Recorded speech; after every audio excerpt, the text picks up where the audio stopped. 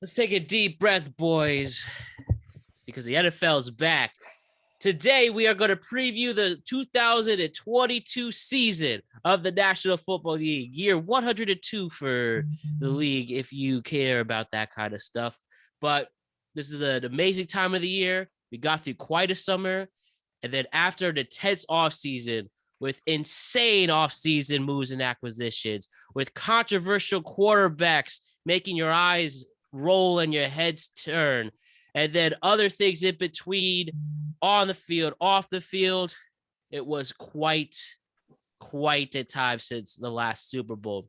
But bottom line, the NFL season starts this week, and it's going to be a special time as we kick off a podcasting season of all NFL shows as well. Joining me to cover the NFL this season, we have two of the best. Alex Ranniello, what's up, Alex? Man, happy to be back, my friend.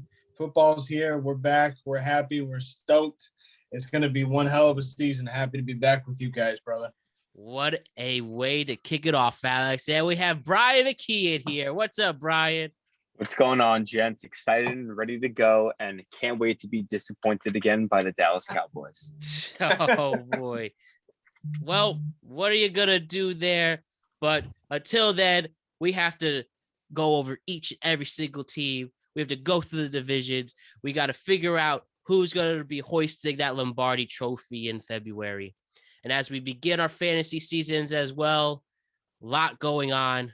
But let's get into it right here, right now. Let's preview the NFL season, boys. But before we get into that and I explain how the show is going to work, just tell me your feelings, how excited you are about the football season starting. I'm very excited. I can't wait. You know, it's one of those things where every year I look forward to it. It gets a little colder now. I was talking to a couple of friends over the weekend, and it just had a chill in the air, and I go, this is football weather. And, you know, I'm just excited. I want to see teams compete. I want to see, 3-13 teams go to wild card berths. I want to see Super Bowl contenders drop down and go to the bottom of the ranks. I want to see the chaos and the spontaneity that makes the NFL great this year. And, just enjoy.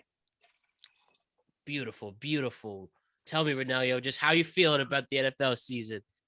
Yeah, I just want, a great season. I want competitive football.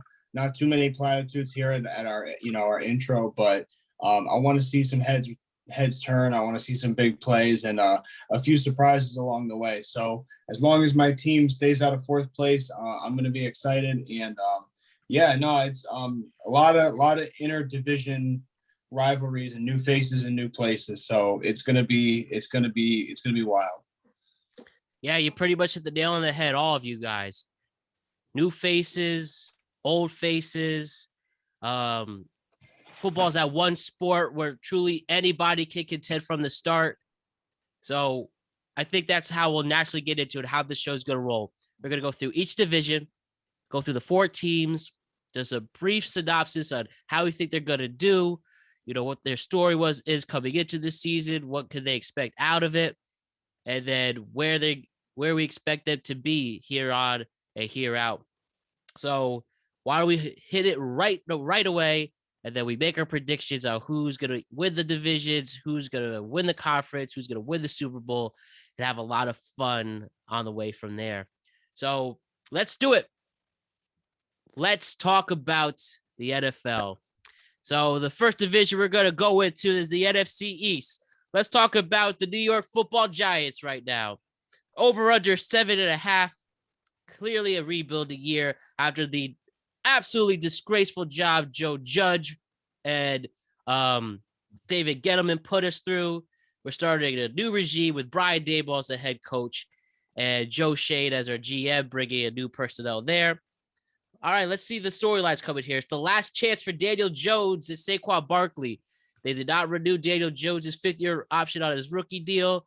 Saquon Barkley, after a stellar rookie year, looks like he may very well be a bust after some bad injuries. I mean, we have to see, can Daboll and Shade have this team be taken seriously again? The New York Football Giants in the last decade went from a powerhouse franchise to a team that people expect to really, really embarrass themselves. And as a Giants fan, it literally breaks your heart and disgraceful. And now we need to see if these two guys who made Buffalo into a powerhouse, on the brink of being a powerhouse, I should say, can they do it for the Giants? I mean, some things the offense needs to step up. We have a lot of new additions on our line once again. Can we be better with Evan Neal on the line? Our first round draft pick. Can Andrew Thomas continue his resurgence? Looking like one of the only few good pickups from Gettleman.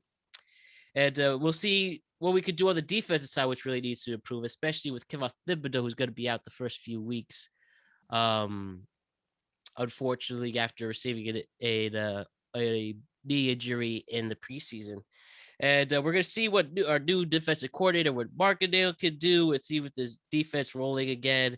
We have Tay Crowder returning, and see what Thibs does, and we'll go on from there. But New York Giants, as a Giants fan, I think I can accept this is a truly established rebuilding year. And if we could just have some meaningful games in December, I'll take that. I can be patient because that's the only difference. The last few years, while we were terrible, we actually were expecting to win, but now we're accepting that you got to be patient. And you know what? Can't get any worse from where we've been. So my question to you guys regarding the Giants, and the big question mark is Daniel Jones and Saquon Barkley. Do we expect them to play well enough to stay on the team next year? That's the big question. Or are the Giants going to be quarterback hunting, looking at Bryce Young from Bama, looking at the Ohio State quarterback? That's my question to start. Do we think Daniel Jones and Saquon are good enough to come back next year? Well, it kind of, like you said, being patient with the process, it kind of just depends on what, the franchise and the organization's expectations are in conjunction with the fans. I think that Saquon, if you're asking him to be a top 5 running back again, I'm not sure those days are there in front of you. If you're asking him to be a, top 10 guy who can get you, 90 yards a game, maybe, 10 touchdowns, 8 to 10 touchdowns for the year, or at least, be a threat from the backfield. Like, he can definitely continue to do that. He has the capacity to do that.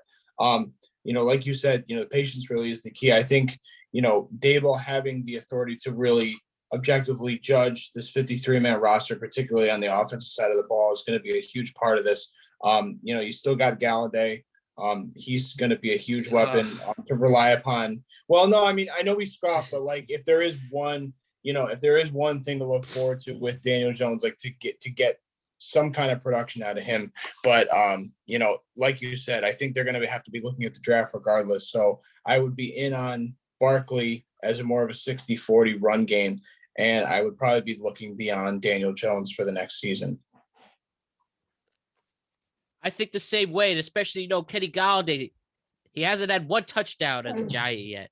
I know. And I guess the thing you've made clear, Saquon Barkley clearly has, I don't want to say the word had the talent to be a top running back in the league, but with a faulty line and getting some nasty injuries, torn ACL, getting hurt in places like Tampa, got hurt in Chicago.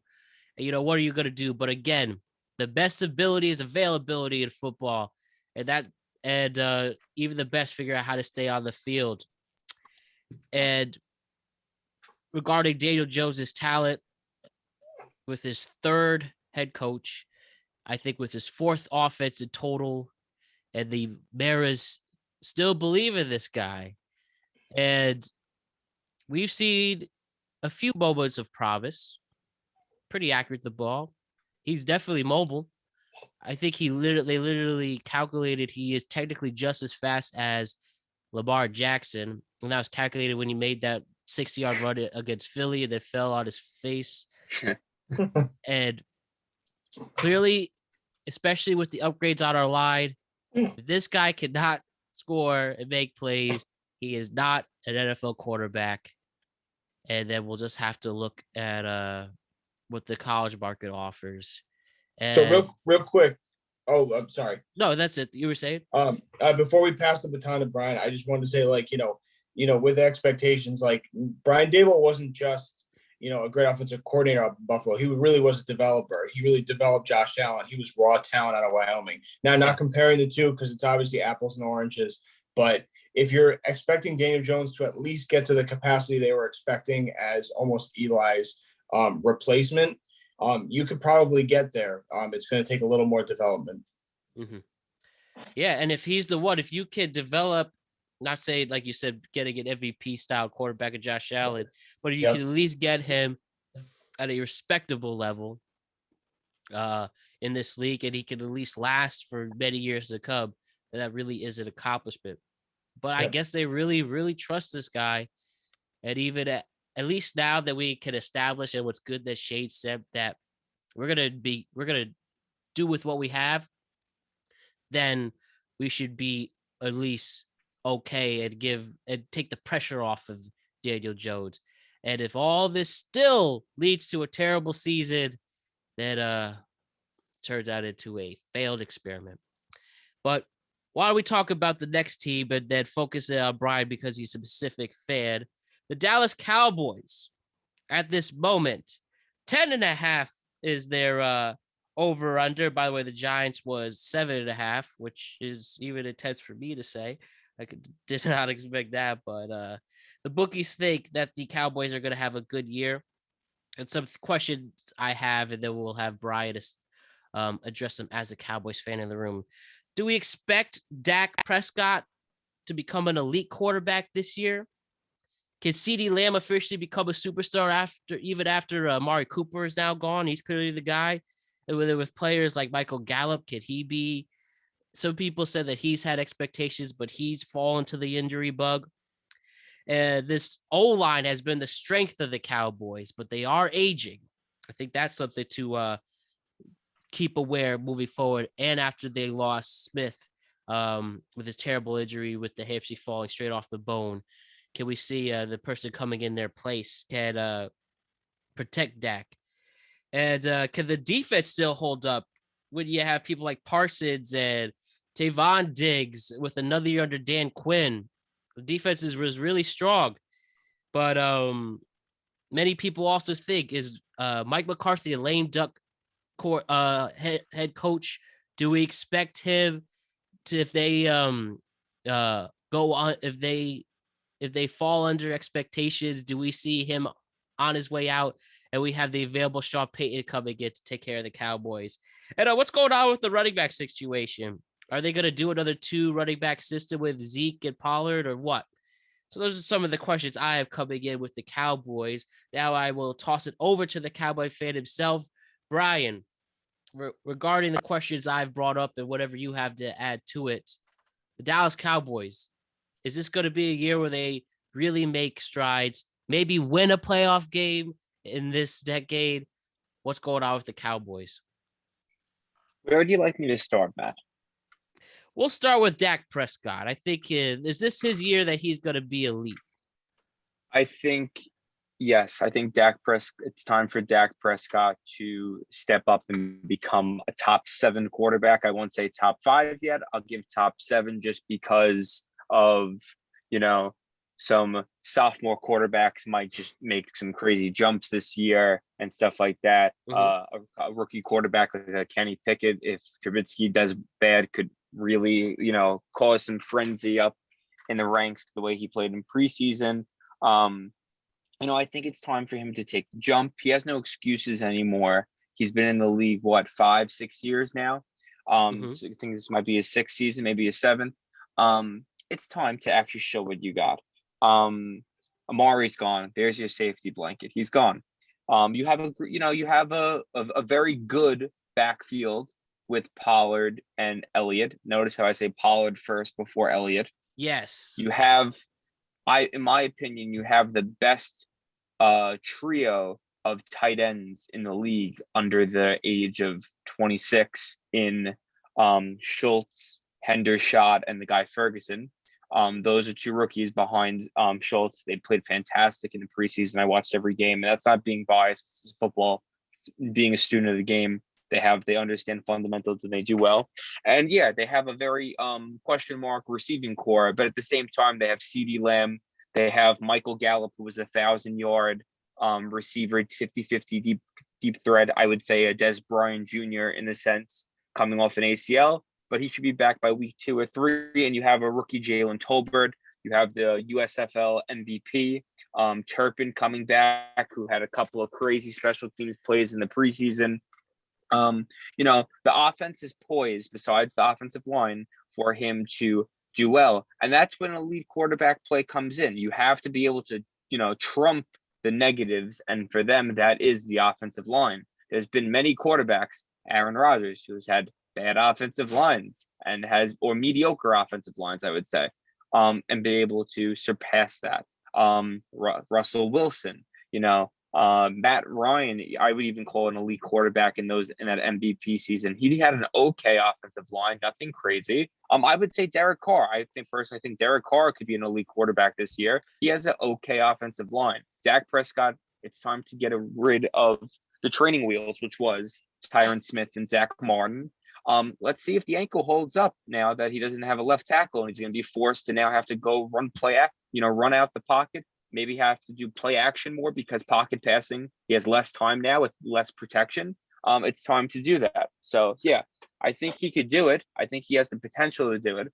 It just depends if, a couple of things go his way. I also think that elite quarterback play is also dependent on scheme. If they decide to run heavy this year because they have bad pass blocking, he's not going to be an elite quarterback because he's not throwing the ball a lot. You'll see more of a rookie Dak Prescott where they run the ball and he's more of a game manager-esque. Alex Smith, still great numbers, but it's not going to be an elite. So it's really about the situation that they're going to develop on that offense in Dallas.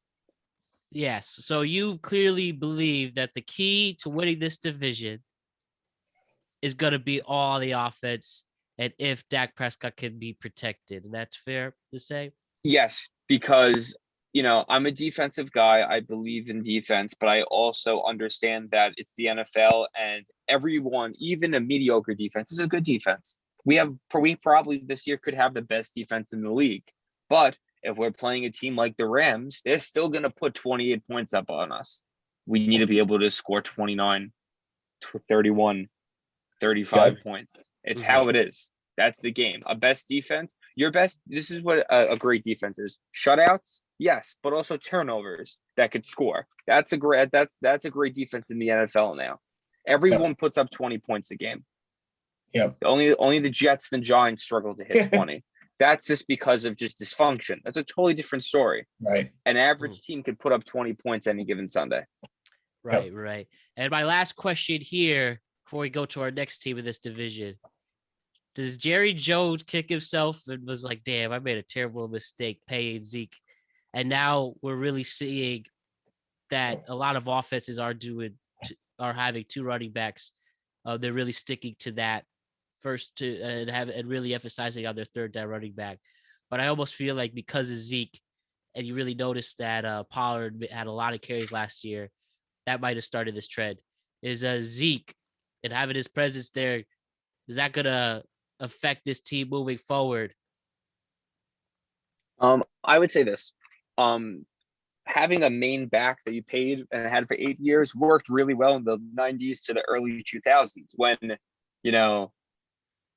science came about, like CTE and concussions and being out certain games and a lot less, Emmitt Smith probably had about 100 injuries that didn't come up on the injury report. You know what I mean? He also had the best offensive line ever for a decade. People played longer and they lasted longer in the NFL at that time. And they were gigantic. If you look at that offensive line of the 90s, they were 6'7", 350 pounds and ran as fast as Myles Garrett. I think Emmitt Smith averaged like 4.5 yards before contact. That's because his offensive line really pushed 4.5 yards, and then he had to make a decision on which hole he was going to hit. That's not the case with Dallas. His offensive line has been aggressive. They've been great for many years, but once 2016 happened, they started decreasing exponentially year after year because of Tyron Smith just hasn't been healthy in 5 seasons, and they just relied on him solely. Travis Frederick retired. I don't believe in paying running backs anymore. It doesn't make sense. There's too many good athletes in college, And there's too many different schemes now where we see guys like Deebo Samuel, where you don't need a running back. You need a really shifty receiver who could run sweeps and jets and do counters out of the backfield that can compensate. You could have 3 guys do the same thing. It's also more of a passing league. I think Ezekiel Elliott is 1,000-yard rusher. Yes, I do. I think the Dallas will have, the first time in a long time 2 1,000-yard rushers this year. But I also think, though, their yards per carry is going to be below 4 yards a carry this year, and they're going to have a shit ton of carries just because, situational. I just think that's how the offense is going to be run. It's going to be very heavy run dependent. Personally, I think Pollard's the future, the ideal running back of the NFL in my eyes. And I think he's going to be the future Cowboy starter. I'm totally okay with them giving Ezekiel Elliott 500 carries this year and running him to the ground like they did to DeMarco Murray. Let him get his yards. Let him go off into the sunset, and then go to another team and play like 3 more seasons. That's completely okay. But I don't like paying running backs anymore. They get hurt too much. They get beat up too much. They're always on the injury report, and the money does not. It just doesn't. It's not you don't get a return on investment. You know what I mean? Look at the Eagles when they won the Super Bowl. Right? They had LeGarrette Blount and Jay Ajayi. They're not in the league anymore. Look at the New England Patriots. Sony Michel got cut like 3 times in the last year and a half. Basically, they draft well. I always say this: the kryptonite of Dallas is the San Francisco 49ers. They should copy the 49ers. They have a legit committee backfield, and they have shifty receivers that they can put in the backfield. That's perfect. That's what you need. Look at the Dolphins. They have Edmonds and Mostert. It's all about committee now. Like, why would you give one person the sole responsibility to run the ball, and when you're going to pay them a lot of money, and then they're going to get degraded, and they're going to become worse, and then they still have to be on the team. And if you cut them, it's dead money. So you should just keep them on the team anyway.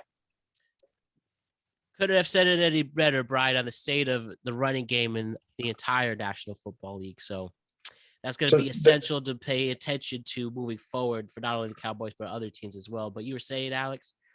Oh, yeah. No, I mean, I completely concur with Brian. I think the only thing I would add is that really the one thing that we omitted kind of from this conversation is scheme, and what kind of scheme is Kellen Moore going to come at this new season with? Because if he's the sole play caller, or at least the majority holder of the play calls, you can't be playing from behind like they infamously do every season. So if you're going to stay in these shootout games and you're going to run the offense at least 60-40 through the run game in accordance with Prescott, you have to have a plan where you're going to be doing some jet sweeps, some new things out of the backfield that you can get both running backs in tandem in motion and not give Zeke all that beating that he took in years prior. So that's all I have to say. But I think that you guys are going to have a little trouble with that line having holes poked in it. But there's no more excuses for Dak's big payday. So.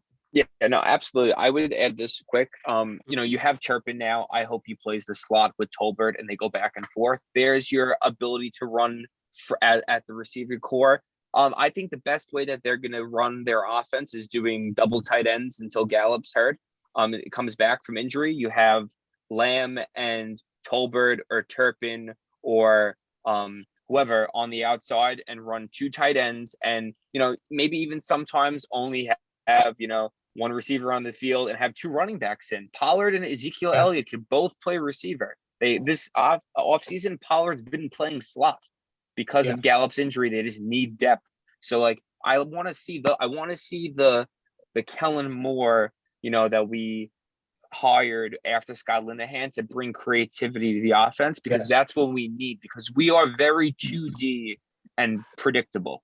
Yes. We need to be 3D, 4D, 5D. Keep on adding 4D dimensions. chess. Literally, we just need to keep on going, and that's what it is. You want to be like the Rams. So because of that, you know what I mean? You have to. And last thing about the Dallas, that draft, they could have got Jalen Ramsey and Derrick Henry in the second round. Instead, they got Ezekiel Elliott and Jalen Smith, and both are going to be out of the league. One's out of the league already, and the other one's going to be out soon. So that's all I'm going to say. Football is a cool game, isn't it? So let's talk about the Philadelphia Eagles. Yes. Over-under is 8.5. First question here for you guys. Big year for Jalen Hurts. Is he more than just his legs? People have complained about his accuracy. And now with A.J. Brown and Devontae Smith as your main weapons, how can you mess this up? Jalen Hurts, is he going to be legit in this league this year? Yeah, I mean, I expect them to be a continuation of the first round playoff berth they had last year. I actually have spoiler alert, sorry, Brian. I have Philadelphia winning the division this year. I do I too. just think okay, all right, Yeah. fair enough. No, I mean, I believe in this offense. I think they're clicking with Sirianni in year 2 on a few fronts. I like the combination with AJ Brown, Devontae Smith, and Goddard at a lesser degree for that matter. I mean, he had over 55 catches last year. But I think with being, a run first offense and, having, the guys that they do, running a lot of covert things. I think that it's going to give Jalen Hurts just plenty more time and options to really surprise people in the full year with this offense. I like a lot of the things that they did in the offseason, and it's going to be interesting to see how that offensive line bounces back. They were third in offensive rankings last year, and if they give him protection and a lot of time, AJ Brown will be his best friend in the middle of the field. But if he can really load up and drop bombs on the sidelines to Devontae, it's really going to make the defense a lot easier. Defense's job a lot easier this year too. So it's going to come down to a balance. If they can give Jalen Hurts a couple of short fields here and there, but I think the element of surprise in year 2 with Sirianni, there's going to be a lot of more options and weapons available to him this year. All right. And I was wondering, how do you guys feel about the defense coming into with adding players like Hassan Riddick and Nakobe Dean? We have the veteran Fletcher Cox coming back on the pass rush. Do we think that's also the secret weapon that hasn't been talked about as much, but people really feel that the Eagles can be a top 10 defense, especially with all the additions in the offseason? And Brandon Graham's back healthy too. Yep, that's right. And they just traded for CJ Gardner-Johnson. Okay. Personally, I think the Eagles had the best offseason in the entire NFL draft and acquisitions. If Jalen Hurts plays between, in my opinion, 13th to 17th best quarterback in the league, they win the Super Bowl. It's that simple.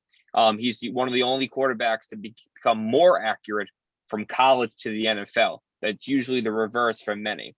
It comes down to, is Miles Sanders, in my opinion, is Miles Sanders healthy for an entire season? If not, they're going to have to trade for a guy like Alexander Madison from the Vikings. And if Jalen Hurts can progress, if he progresses, that's the best offense in the league in my eyes, because it's the most modern, it's the best players without a doubt. And that defense is stacked. They have probably the best linebacker in the last, in my opinion, of a prospect in Nakobe Dean that was hurt. He's going to be a starter. They also got a guy from the Chargers named Kazir White, who is their best linebacker. Now, that's a duo right there. That's like that of for Cowboys, Micah Parsons and Anthony Barr. It's the equivalent of that, in my opinion. Not combined average. If you had to say skill, I still think Micah Parsons is better than both of them. The cornerbacks are great. Darius Slay and Bradbury. The safeties are fantastic. The D-line is constant depth. Their third stringers could be starters. It comes down if the offensive line could stay healthy, the running back room with Gainwell, Scott, and Sanders could stay healthy, and if Jalen Hurts doesn't, crap the bed. But here's the thing, though, ready? If he does bad and they're 500 and they want to make a change, they have Gardner Minshew, who could probably be a starting quarterback for 10 teams in the NFL. So they have that in reserves as well. He put up decent numbers. This doesn't need to be an elite offensive team to win a Super Bowl. They just need to be like the Buccaneers of the early 2000s that have a sound offense with a good running game with a great defense. Yes, and I know you really like Gardner Minshew coming into this year. And you ultimately think that he will not stay as an Eagles quarterback when we have our first major injury which is bound to happen. You figure he is the one to get the first shot regarding all the other backup quarterbacks like your Dalton, Jimmy G, all that. Well, I think he's the next starting quarterback for the New York Giants. When they draft a rookie and they need a bridge quarterback and they don't want Daniel Jones, I think he's going to be their bridge quarterback. But here's the thing. But I think he's going to draft order. I think. Yeah, it's a draft order, but in my eyes, he's an upgrade for Daniel Jones tenfold. So is Tyrod Taylor. Tyrod Taylor is probably going to be the starter after game 5. It's just how it is. That's the league. If Daniel Jones doesn't progress at all, what's the point? Let's try someone new. Yeah. A quick mention too, a shout out to the 2 acquisitions on their front 4.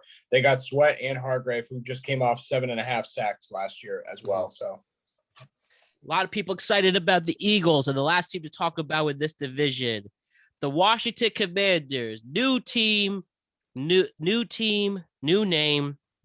After a absolutely horrendous offseason on a personnel standpoint, with all the accusations against Dan Snyder, they actually named the commies, and all that. Truly mess. The big thing for the Commanders, after falling flat on his fucking face in Indy and single-handedly costing them a playoff spot at the end of last season, Carson Wentz is given another chance on his 3rd team to be the starting quarterback of the Washington Commanders. Basically, my question here, do we think Carson Wentz is going to be able to last? Is he going to actually have a good enough season to stay as the Commanders quarterback it's hard to say, does he deserve to be in this spot or what, but Carson Wentz pretty much is going to be the big story coming out of the Washington team. Right. Yeah. Well, no, you alluded to it. He already put himself in this position. If you ask me, he had everything he wanted in Indianapolis. He had the guy that took the team to the promised land and calling the plays, and Frank Reich. And he literally blew it. And, I think this was this could be a real inflection point in the offseason with him going into week 1. It's kind of like a reboot. It's kind of his last shot. This should be the humbling moment for him. We'll see if that's the case. Obviously they're bottom 10 in all categories from offense last year. It was just brutal. He's working with McLaurin, and that's literally about it. So he's going to have to really, make the best of that situation. But he did have 77 receiving receptions last year, 5 TDs, over 1,000 yards. So it's not nothing. They got the kid Dotson out of Penn State. He looks like he could be a force opposite of McLaurin. And Gibson, if he can, strike some kind of balance with the run game, it'll give him a little more breathing room to kind of operate and figure things out. But I looked at their schedule, and they have a brutal opening 8 weeks. So I expect them to kind of plummet to 2-6, 1-7. And, they may win some cleanup games in the middle of the season, but it's going to be tough sledding for Wentz and the commies this year. I fully expect them to, kind of lean on this defense, getting back healthy. Chase Young's back. Yeah, that's a big, Montez Sweat, and you got Jonathan Allen, who came off 9 sacks and 60 plus tackles last year. So, if they can get him a couple short fields, he can, try to make things happen with that run game. So again, it's going to be tough sledding this year. I have them either 3rd or dead last in the division, depending on how you parse the Giants record as well. So with the head-to-head. So we'll see. I want to see what Brian has to say on the commies. I really have nothing to say. I think they're going to be the worst team in the NFL. Really, though, the entire NFL, they're going to be dead. They're going to pick first, you think? Yeah, I think Carson Wentz sees goats beyond Sam Darnold ever could. I think he's demoralized. I feel bad for him because I think he could have been a MVP caliber quarterback, and I just clearly think was that at one point. He was. He tore his ACL, and a lot of people can't come back from serious injuries because of that, mental fatigue. And they won a Super Bowl without him. And while he was crutching along on the sideline and holding up and they were all holding up Nick Foles, that burned in the back. That burned to the back of his brain. And every time he throws a pass and that thumb comes down as he releases, he sees that man catch a ball in the end zone to beat the Patriots. Okay, that's what happens. And you know what? I feel bad for him. I love Ron Rivera. I wish Ron Rivera was the head coach of the Cowboys. You know what I mean? Talk about a man's man, beat cancer while coaching. Like, that is someone Right. Okay. I think they'll be the worst team in the league because of how bad the offense will be, because I think Gibson will fumble like crazy. McLaurin is the only guy over there. I don't really like Dotson. I see him as a bust. I don't trust guys from Penn or Penn State in football, really. Sorry. Unless Kenny Pickett, that's my only exception. You know, the defense was great. I don't think Chase Young's really all that good. I need to see more from him. He's coming off the ACL. Kerrigan's gone. You know, the DTs are good, but defensive tackles really don't. Besides Aaron Donald, really win you games anymore. I don't even know who's in their secondary. That's how bad. You know, Landon Collins is gone. Like, they don't excite me. So you know what? Last in the league. You can't convince me that this team is worse than the Falcons or the Seahawks. I don't know. I have a feeling that Geno Smith might actually play decent. After his sample size from last year, I think he could play better than Carson Wentz. And I think that Marcus Mariota, if healthy, can at least have him win 5 games. They're all but saying they're tanking. I don't buy it. Yeah, I know, but like, you know, look, the Jets tank every year and they still win 3. So, you know, I think, you know what I mean? So like, you could win games. Also, this might be a year where, you know, if you remember the 3rd pick when Dallas got Zeke, they won 4 games. So it's like, you know, and you might just not have a year where there's a 1-16 team. You know what I mean? You could have a couple of 3s and 4s. So it's possible. Yep. And for those who want to know, for some reason, again, over under 7.5 for the Commanders. I guess people really like the end of the season schedule, but again, that's courteous. Weird with these weird one there. But let's go switch divisions. AFC East. Let's talk about the Jets to start it off. Over under is 5.5. People like this team in the sense that they really think, especially offensively, and if they have a solid quarterback play, they can at least overcome that over-under. I think this is clearly Buffalo's division to win, but if there's solid quarterback play, people feel that this offense is actually pretty good. And there was some upgrades on defense, especially on the corner position that was a huge weakness, and adding Sauce Gardner, who reckoned, I think if this is true, and I did check, but when he was on the field, no targets on his side for the former Cincinnati defensive back. But let's talk about the big question, the quarterback situation. Zach Wilson, after allegedly having sex with his mom's best friend and having so much hype from the bros there, attaboy. And then he has a bad knee injury during the preseason. And people are really liking what Joe Flacco can play here. People expect that Joe Flacco starting week 1. And my question to you guys, if Joe Flacco plays well and keeps this team competitive, do you just have him play as the quarterback, or do you put Zach Wilson in his second year? Getting all that money, be the second overall pick, and having as much momentum maybe on a ego standpoint. But this is a big year for Saleh, and the offense has the weapons. You have Barrio, you have Elijah Moore, Garrett Wilson. And if you have a veteran presence in Joe Flacco, who's won close to 100 games in the NFL and is a former Super Bowl MVP, reckon, you know, people attend that defense as a Super Bowl win, but he knows how to win in this league. What do you exactly do? Do you go with the vet who has done it before? And he seems to also be in a better headspace, because that was some of the complaints last season. Or do you see what Zach Wilson could do in his second year? I say you go with Flacco. It's the fans. At the end of the day, it's entertainment. If Zach Wilson, if they go 2-0 or 3-0 miraculously with Joe Flacco, like that's literally, what was that? Those last year's win record. You got to go with them. I don't like Zach Wilson. I don't think he's good. So I think overrated. Overrated, injury prone. Like, let's call it the way it is. You know, 1 second. I just drafted CeeDee Lamb.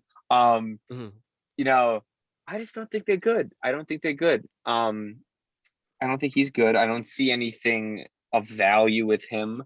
I think go with a veteran. You got good receivers now. You got really good receivers. And you also upgraded the defense at the tight end position to having Uzma from Cincinnati.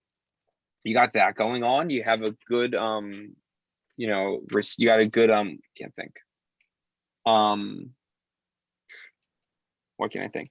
You have a good running back room now with Brees Hall and Carter. Like you have a good off. You're gonna have a decent offense. You know, if you're a veteran, makes it better. You know, make it better. You know what I mean?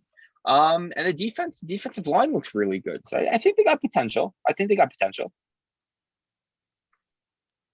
All right, all right. And Alex, do you think if the quarterback, if it's maybe you think they can rely without the quarterback play? I think that's going to be the big key is the quarterback position. Do you think Joe Flacco or Zach Wilson? I don't think Joe Flacco can move the ball more than he can back up my car. Now here's the deal. I love he was shout out to 2013, 14, whenever they won the Super Bowl.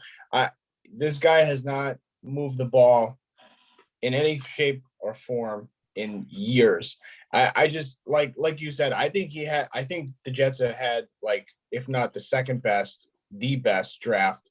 I love the prospects that they got with Gardner and Wilson and even Jermaine Johnson at 26. But I don't know how much you can really utilize that roster unless you have leadership at the quarterback position. I totally disagree. I actually like Zach Wilson a lot. Outside of his height, in the size, the height of his release and the size that he equips on the field. I don't know how much he can get available in play action, and I think there's a lot of questions and things to be desired, on that front. But he's got the weapons, and I just don't think if you have the leadership for the first 4 to 7 weeks, and I know they keep shifting the injury window a little bit week to week, but if you don't have that up until week 7, I see this team as a 1-6 team, regardless of who's there at quarterback. I got them dead last in the division. I don't see a lot of promise here. I mean, I see a good roster budding the next 2 to 3 years, but until Zach Wilson's healthy, it's hard for me to pick them in any capacity yet. Fair enough. So the next team on this division, arguably the favorite in the AFC, Buffalo Bills, over/under is 11.5. Let's for anybody who's a true football fan, on paper this team is perfect. They're perfect in the coaching staff. They have an MVP caliber quarterback. They have insane weapons on insane, whether you're great on the slot or the outside, from Diggs and Gabriel Davis, and you add Jamison Crowder to it. Double tight ends with Knox, and you add OJ Howard. The pass rush with people like Ed Oliver is scary. The secondary, you have now Von Miller, Tremaine Johnson. I mean, this team looks as solid as it could be on both sides of the ball. And having said that, do you think that that's going to be the case of the Bills after a heartbreaking overtime loss in the AFC Championship? Or no, the division round. Yeah, divisional. Do you think the Bills are finally going to go over the hump, win this conference, and maybe win it all? I think they win the Super Bowl. I think it's due. The 4 falls of Buffalo via the NFC East really did them good in the 90s. I think it's time. I think they have the ability. I think they have probably the best receiving core in the league. I think Dawson Knox might be the breakout player of the year. His brother just passed away, and the man has anger in his heart and ready to prove something continuously. I want to see him have a good season. You know what I mean? I want to see that be a good story. I think Josh Allen is ready. I think, I think this year he becomes the best quarterback in the league. I wouldn't be shocked if he has one of those stats where he doesn't throw an interception for 7 games. Like, it's like, right. I predict I predict an Aaron Rodgers MVP season from Allen. I think the defense secondary is beautiful. The linebacker core is good, and they have a great pass rush. At the end of the day, it comes down to luck with them. If they could get some luck, that's all they need. Yeah, I think this is the most complete team, top to bottom, this year. I agree with everything you just said, Brian. I don't see any weaknesses in the 53-man roster.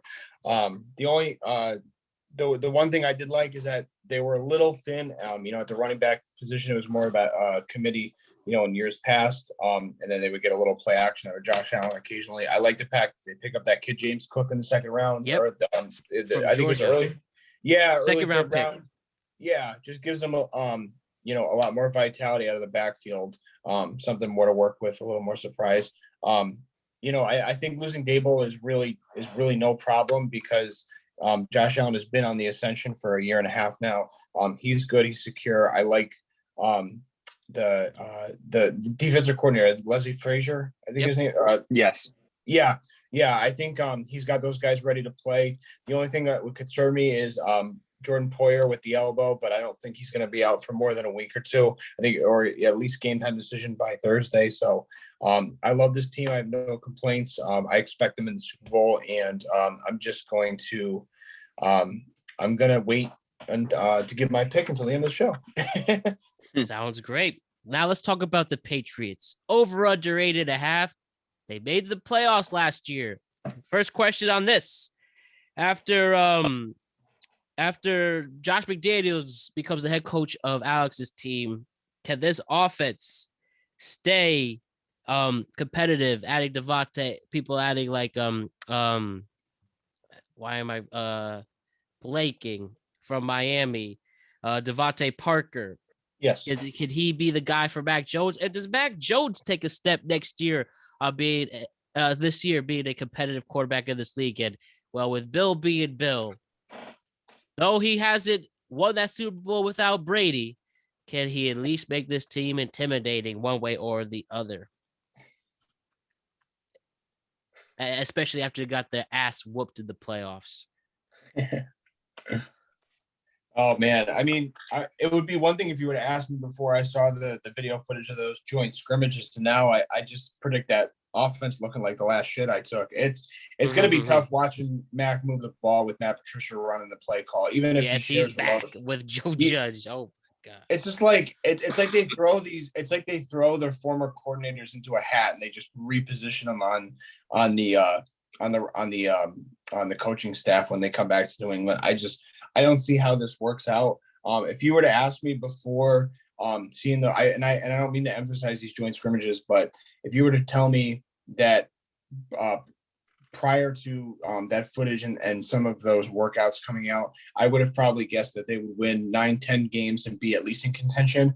But now I have them at a ceiling of like 6 wins. I don't see with the losses that they had in the offseason, both on the coaching staff side and on both sides of the ball, including the special teams. And they lost their offensive line coach too as well. I'm blanking on his name.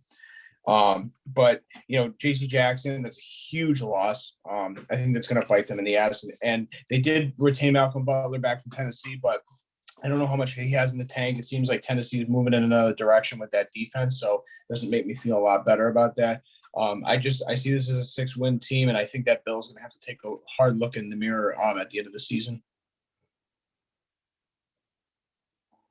Yeah, I think the same thing. I don't see anything. I think yes, last year was a flash in the pan.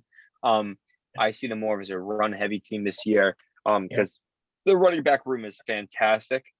You know what I mean? So that'd be good. I think they'll be good. I think the receiving core is okay. I think Mac Jones could be a top 50, an average quarterback. I just don't see the defense being that good this year. They're just getting so old, and that's what they're known for. And I just don't think the offense is good enough to carry them.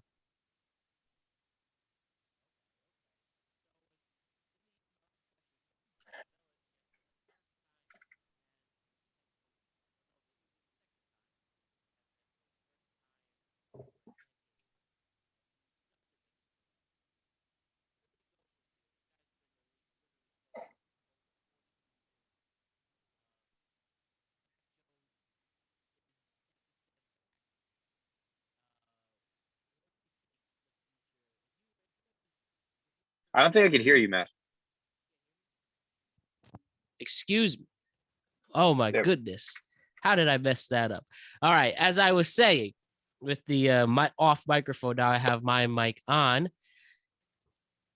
If Bill Belichick doesn't have this team make the playoffs, and only the second time in his career as the head coach of the Patriots, and they fall short, like you said, what do you think? Is the end near for Bill Belichick? I really think he's going to be coaching until until he's as white and as frail as possible. I think he's coaching forever, but I think if they don't make the playoffs or have an early exit, it's not going to look good. But that's one of the benefits, be the general manager and head coach at the same time. You might be safe as long as you want to continue to do it. But do we feel at least there's pressure for a big breakout? They need a make or break season for the Patriots. I think so, especially Mac Jones, who did bring the team to the playoffs in his rookie season, but not really much was upgraded, and they took a lot of losses in the offseason on both sides of the ball. Well, it's hard when you lose your entire offensive coordinator, scheme, and the guy who you've relied on for how many years with Brady. At a certain point, you just keep taking too much away and shedding too much, from your regime, so to speak. And it's like there's just not much you can fall back on. And I understand like they have a strong running game, but that's usually a byproduct of not having a limited quarterback. And so I just think that they have too many wounds that they have exposed this year that Brady covered up in the years prior leading up to Mac. And I don't know how you take the next step with Mac Jones if you don't have a solid guy that's tried and true at offensive coordinator. I agree completely. Look at that. Now let's go to the Miami Dolphins. Over-unders 8.5. Again, very generous with these, at least the bookies. I got these from Sports Illustrated specifically. Really? And the over-under for the Patriots is 8.5.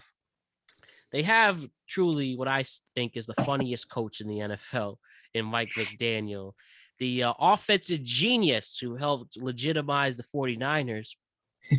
Can he do the same for the Dolphins? And the big question here, can Tua last in this league?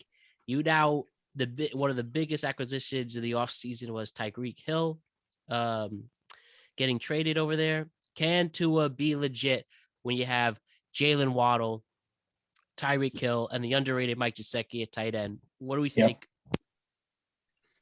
I think they're going to be electric. I see them as the next kind of Rams offense, or even the 49ers offense. They have running back room, if they're healthy, is fantastic. They're just quick and they're fast and it's modern play. The duo of Waddle and Hill will wreak havoc, especially when they're on the same side of the field. I'd love to see them in a trips formation with their third receiver and, Waddle coming under the middle of, Hill's fade and running right under, opening the way. Easy yardage right there. It comes down, Gesicki's great. It comes down to the offensive line. If they're mediocre, that will be helpful. And Tua, he's accurate, but I need to see him with a deep ball. If he's not, maybe next year they get Jimmy Garoppolo. That might be a place to go with the old OC. The defense is good too. The front seven's decent, and their cornerbacks are really good with Jones and Howard. So I think I could see them winning 9 games and being a wild card team. Yeah, I mean, when I scoffed at Matt's over/under predictions that Pro Football Focus or whatever put out, I got them at 10 wins. I think that they're going to be electric, like you said, both sides of the ball, particularly with the weapons that he has available with Tua. I like the fact that for the first time since he's been in the league, they've just even publicly just put all their chips in on Tua, just giving him the full confidence that he needs and deserves, especially for a young quarterback. I think they're going to run a lot of cool read options this year and really surprise a lot of people with some of their offensive maneuvers. Love Gesicki. I've loved him for years. I think he's going to be, a safety net for Tua when in doubt if the pocket collapses, because that offensive line is going to be a little questionable, a little shaky. But I do like the fact that they took on Teron Armstead and Connor Williams to protect in the offseason. Those were huge signings. And Mostert and Michelle, like if you can just get something out of him to balance the offense, I think it'll make it even a higher performing offense than years past. So, the defense, they've always kind of been, bend not break in the middle of the pack on most statistics.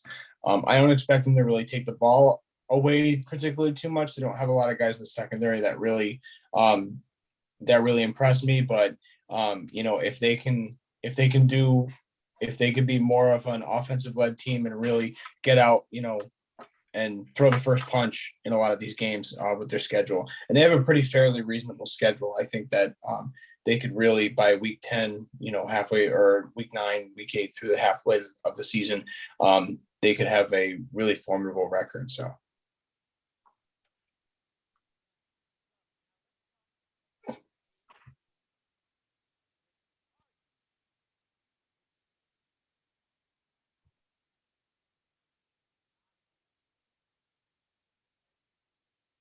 Your mic again.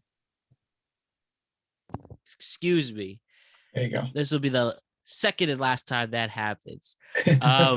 Okay. So as I was saying, AFC West, let's transition there. The most exciting division this offseason. All 4 teams upgraded, or maybe we'll find out they degraded seeing these moves, but a lot of new changes for all 4 teams in this division. Let's start with the Kansas City Chiefs, over under at 10.5.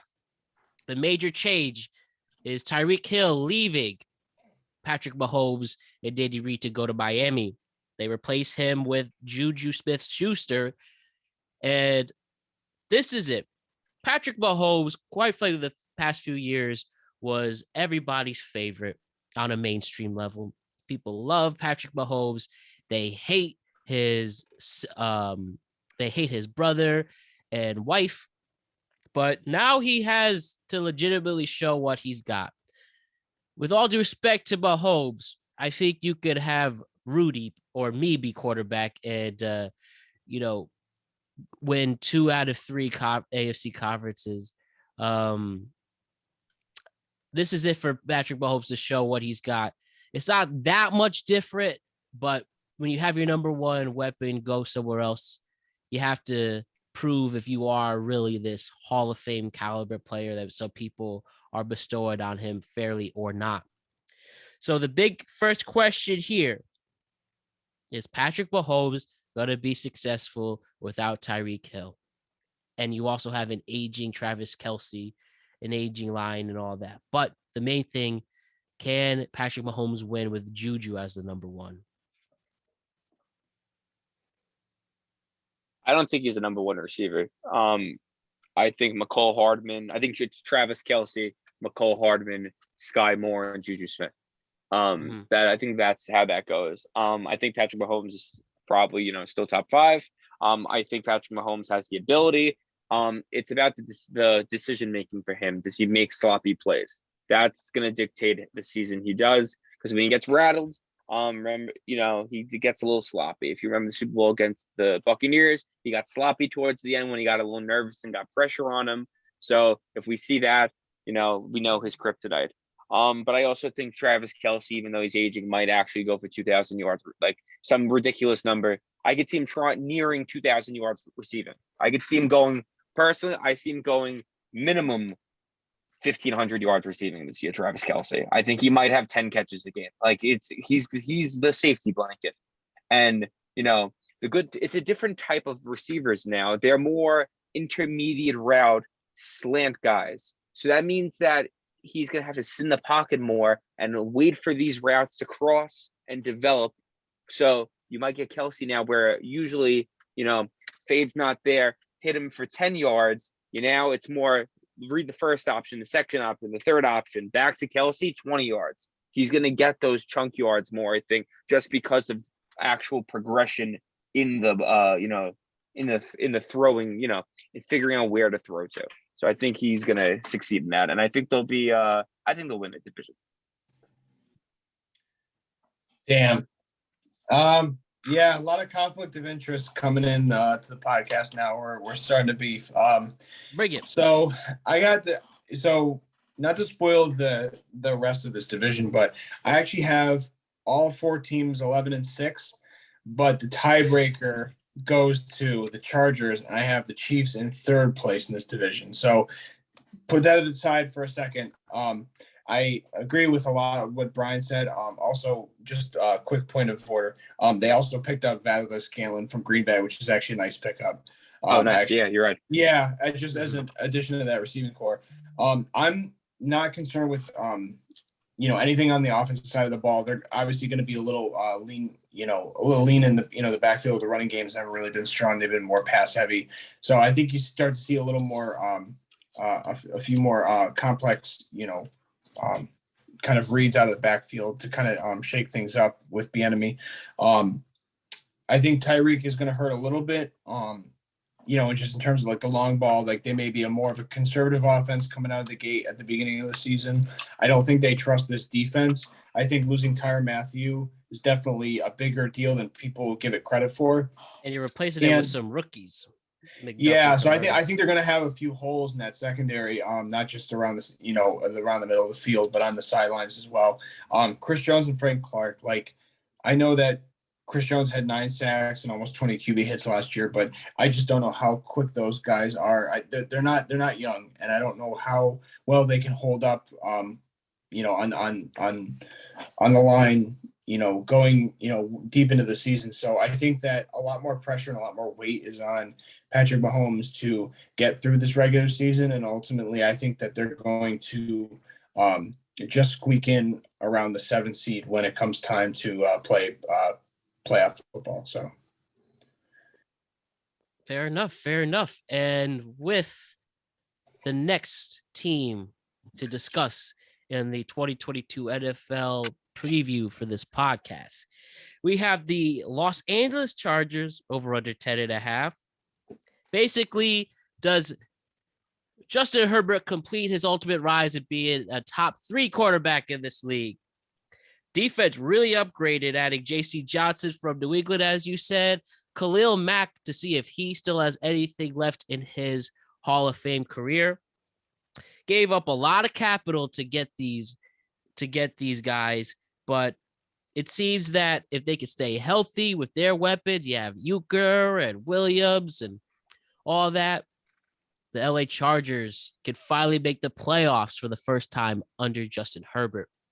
So as I throw it out there, do the Chargers, with all the moves they made to make their team better, can the Chargers make a playoff push this year finally in this very tough division?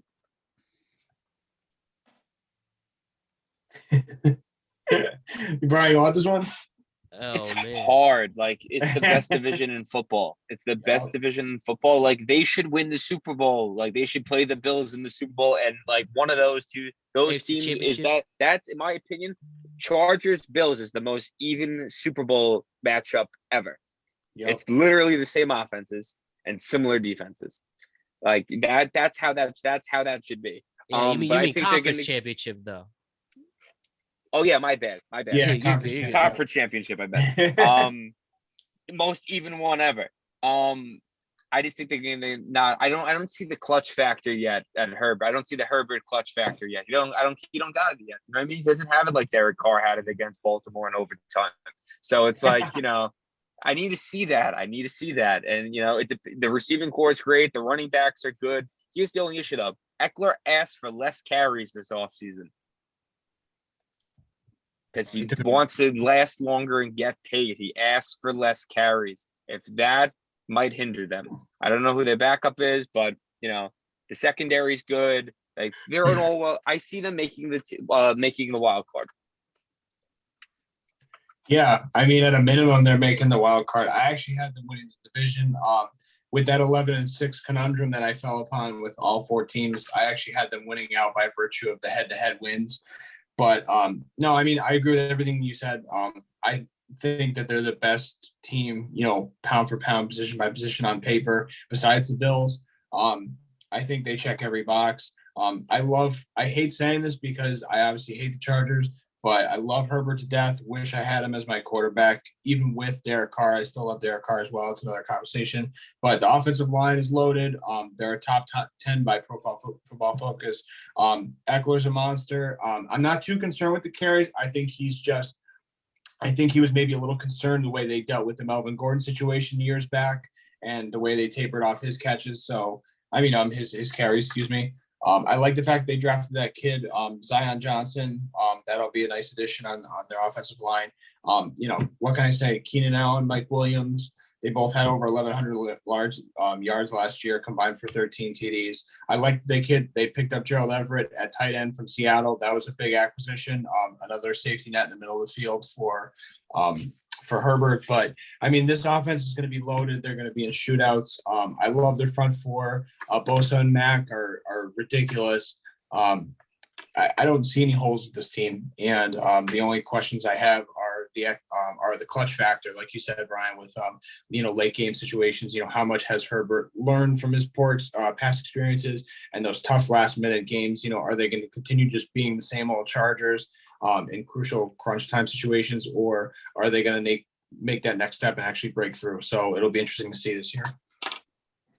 Yeah, if Herbert is as good as they claim to be, he will make those adjustments. And we're still waiting to see him in a playoff game, and this is the year to do it.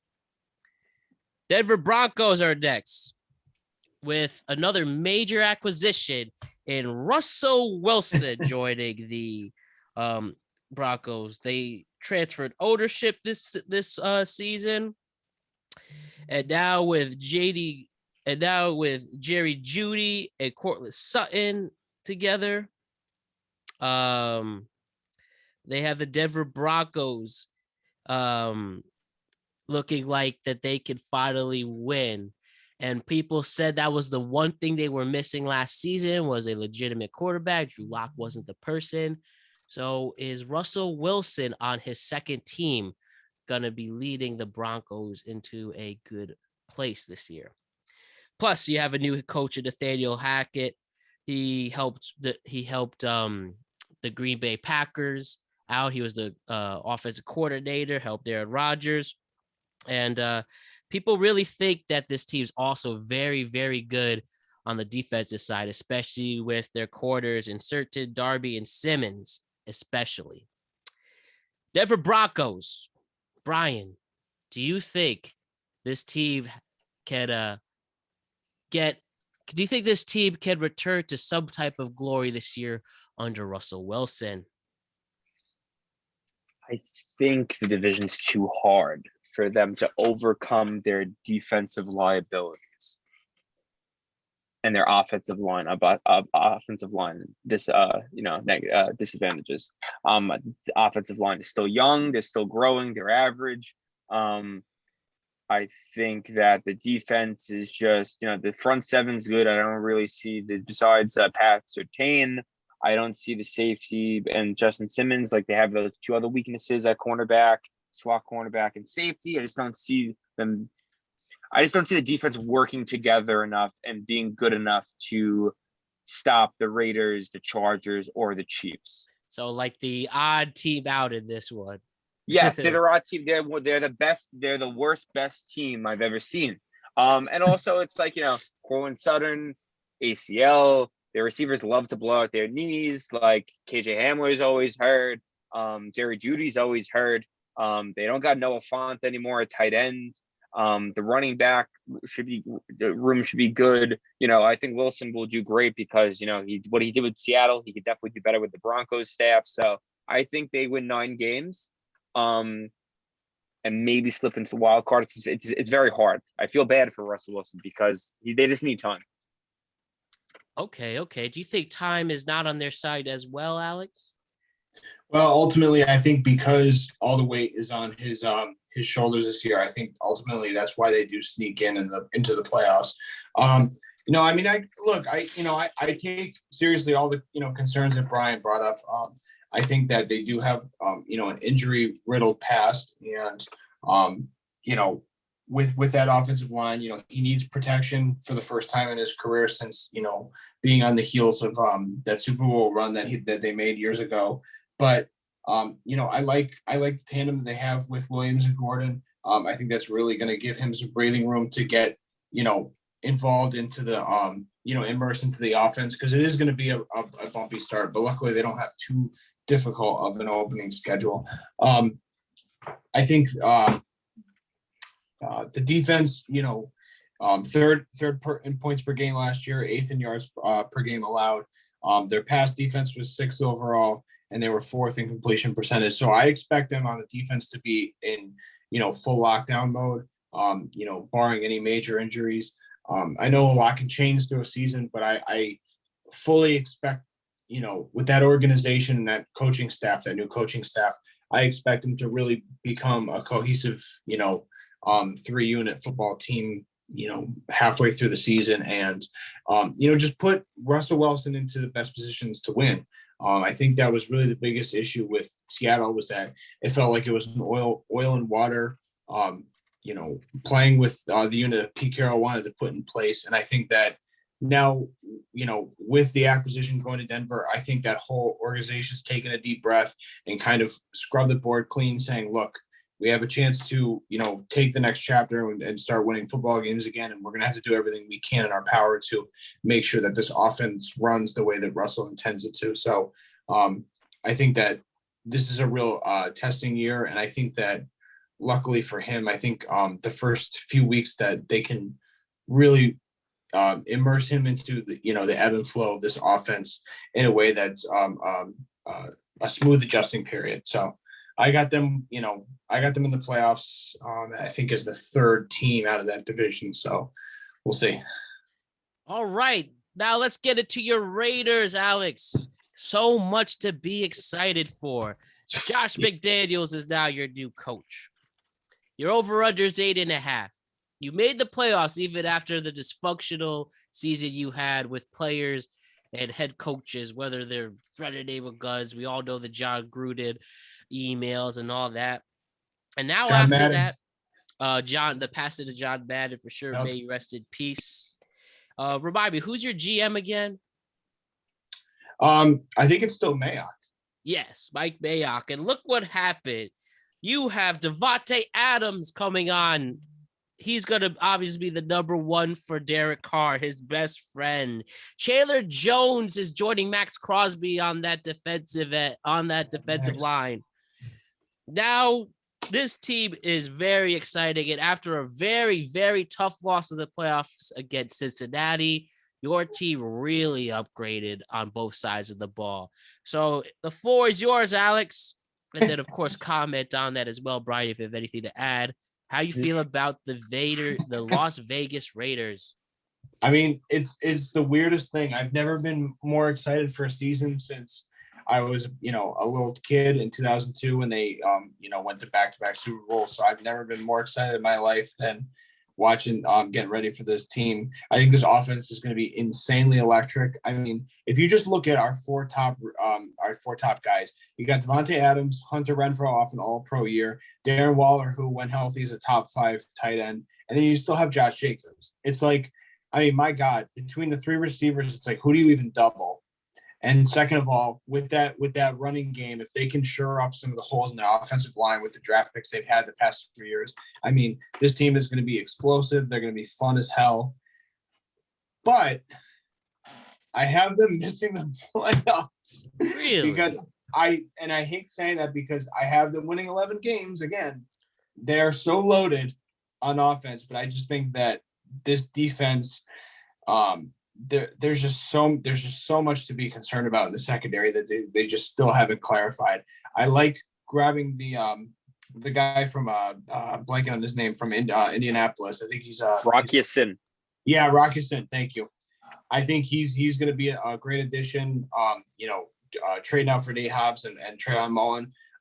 But this team, it really just comes down to the discipline. If they can, clean up this defense and be playing more disciplined and letting, bending, not breaking in the secondary and trying to get either Crosby or Chandler Jones home. A lot rests on how much Chandler Jones still has in the tank left. If he can get home. I know he had kind of a down year in Arizona, even though he's still a force and a big name.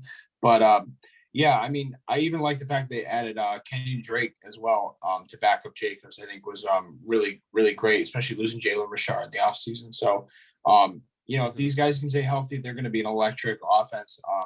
I really hope and pray I'm wrong. I'd love to see them in the playoffs again to make a deep run. But again, this division is so loaded, so stacked. I have a little more faith that Denver can turn things around with Russell Wilson. I just don't see them missing the playoffs out of the 4 teams. And unfortunately, I think we're the first one on the chopping block out of the division. Okay, very honest perspective. Not good news. Not good news. I know. Mhm.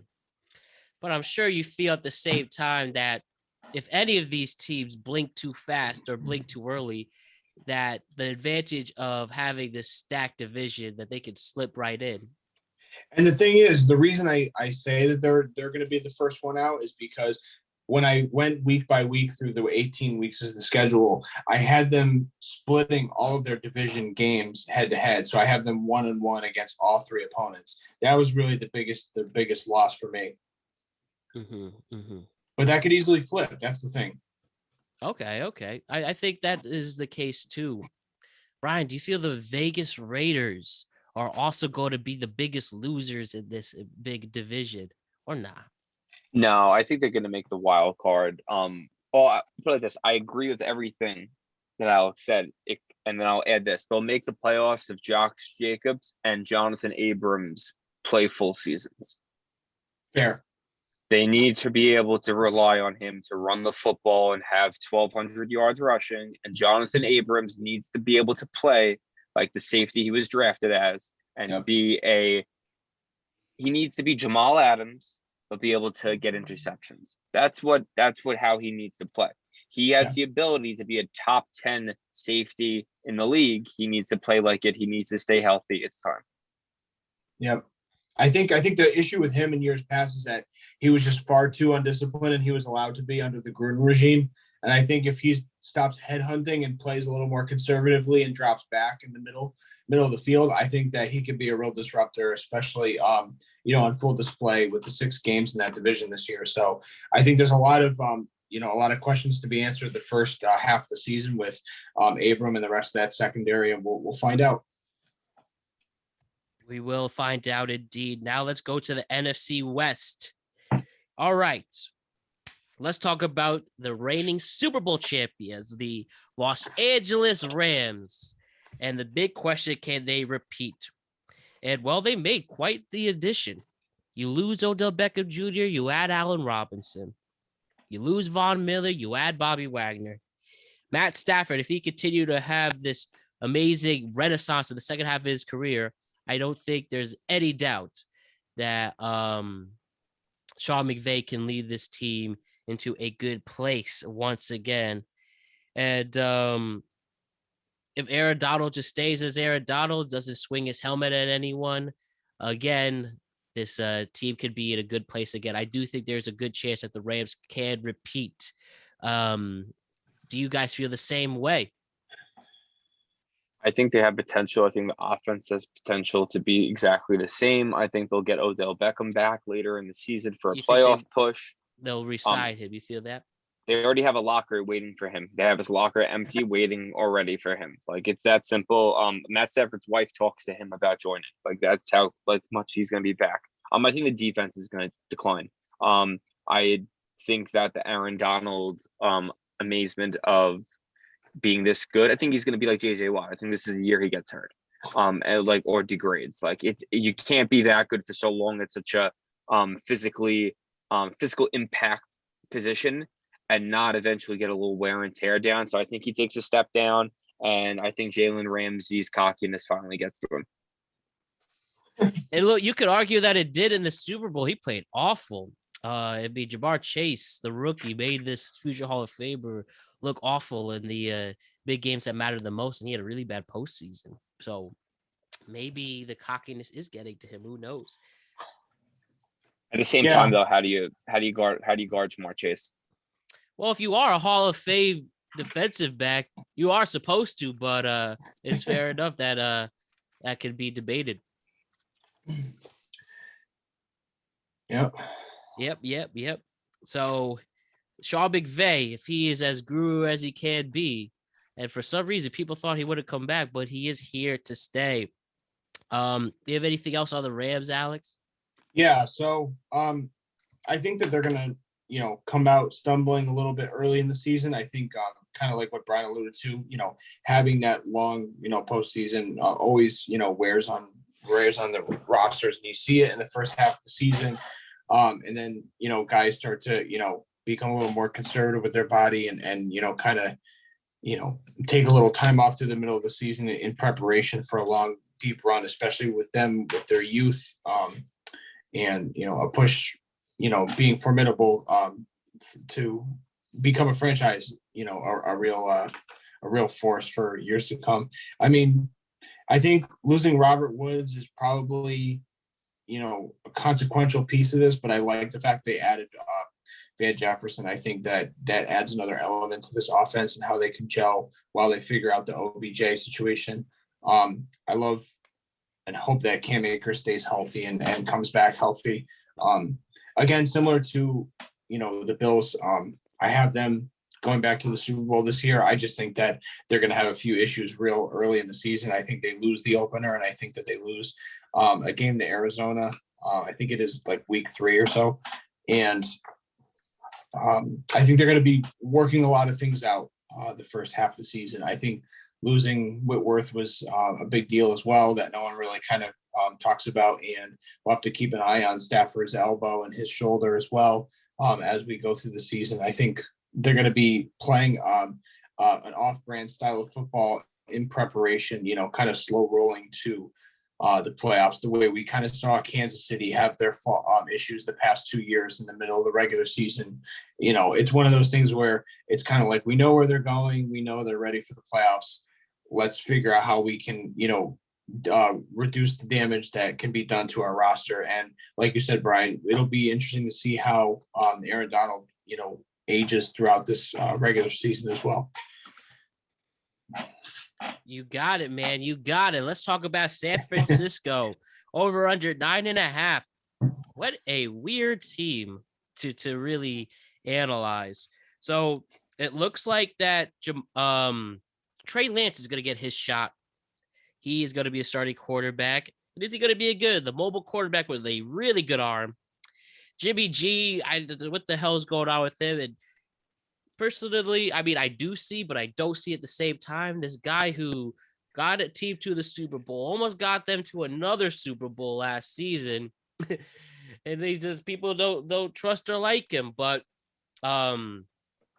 he's not exactly a big fantasy quarterback in terms of getting the ball. He has his playmakers, but my first big question, especially if this O-line led by Trent Williams stays firm for the mobile Trey Lance, is he going to be a good quarterback in his first full season as a starter? With a very good-looking defense as well. Very, very good-looking defense. I don't think he's going to make it past game 5. I think he's going to get hurt. Really? You think he's going to be the wrong place at the wrong time and then bam? Yeah, like there's so much hype around him, and he got banged up last year in very limited time play, if I recall. In college, I remember he was constantly on the injury report. I don't know. I just don't see it with him. I think they did Jimmy G dirty.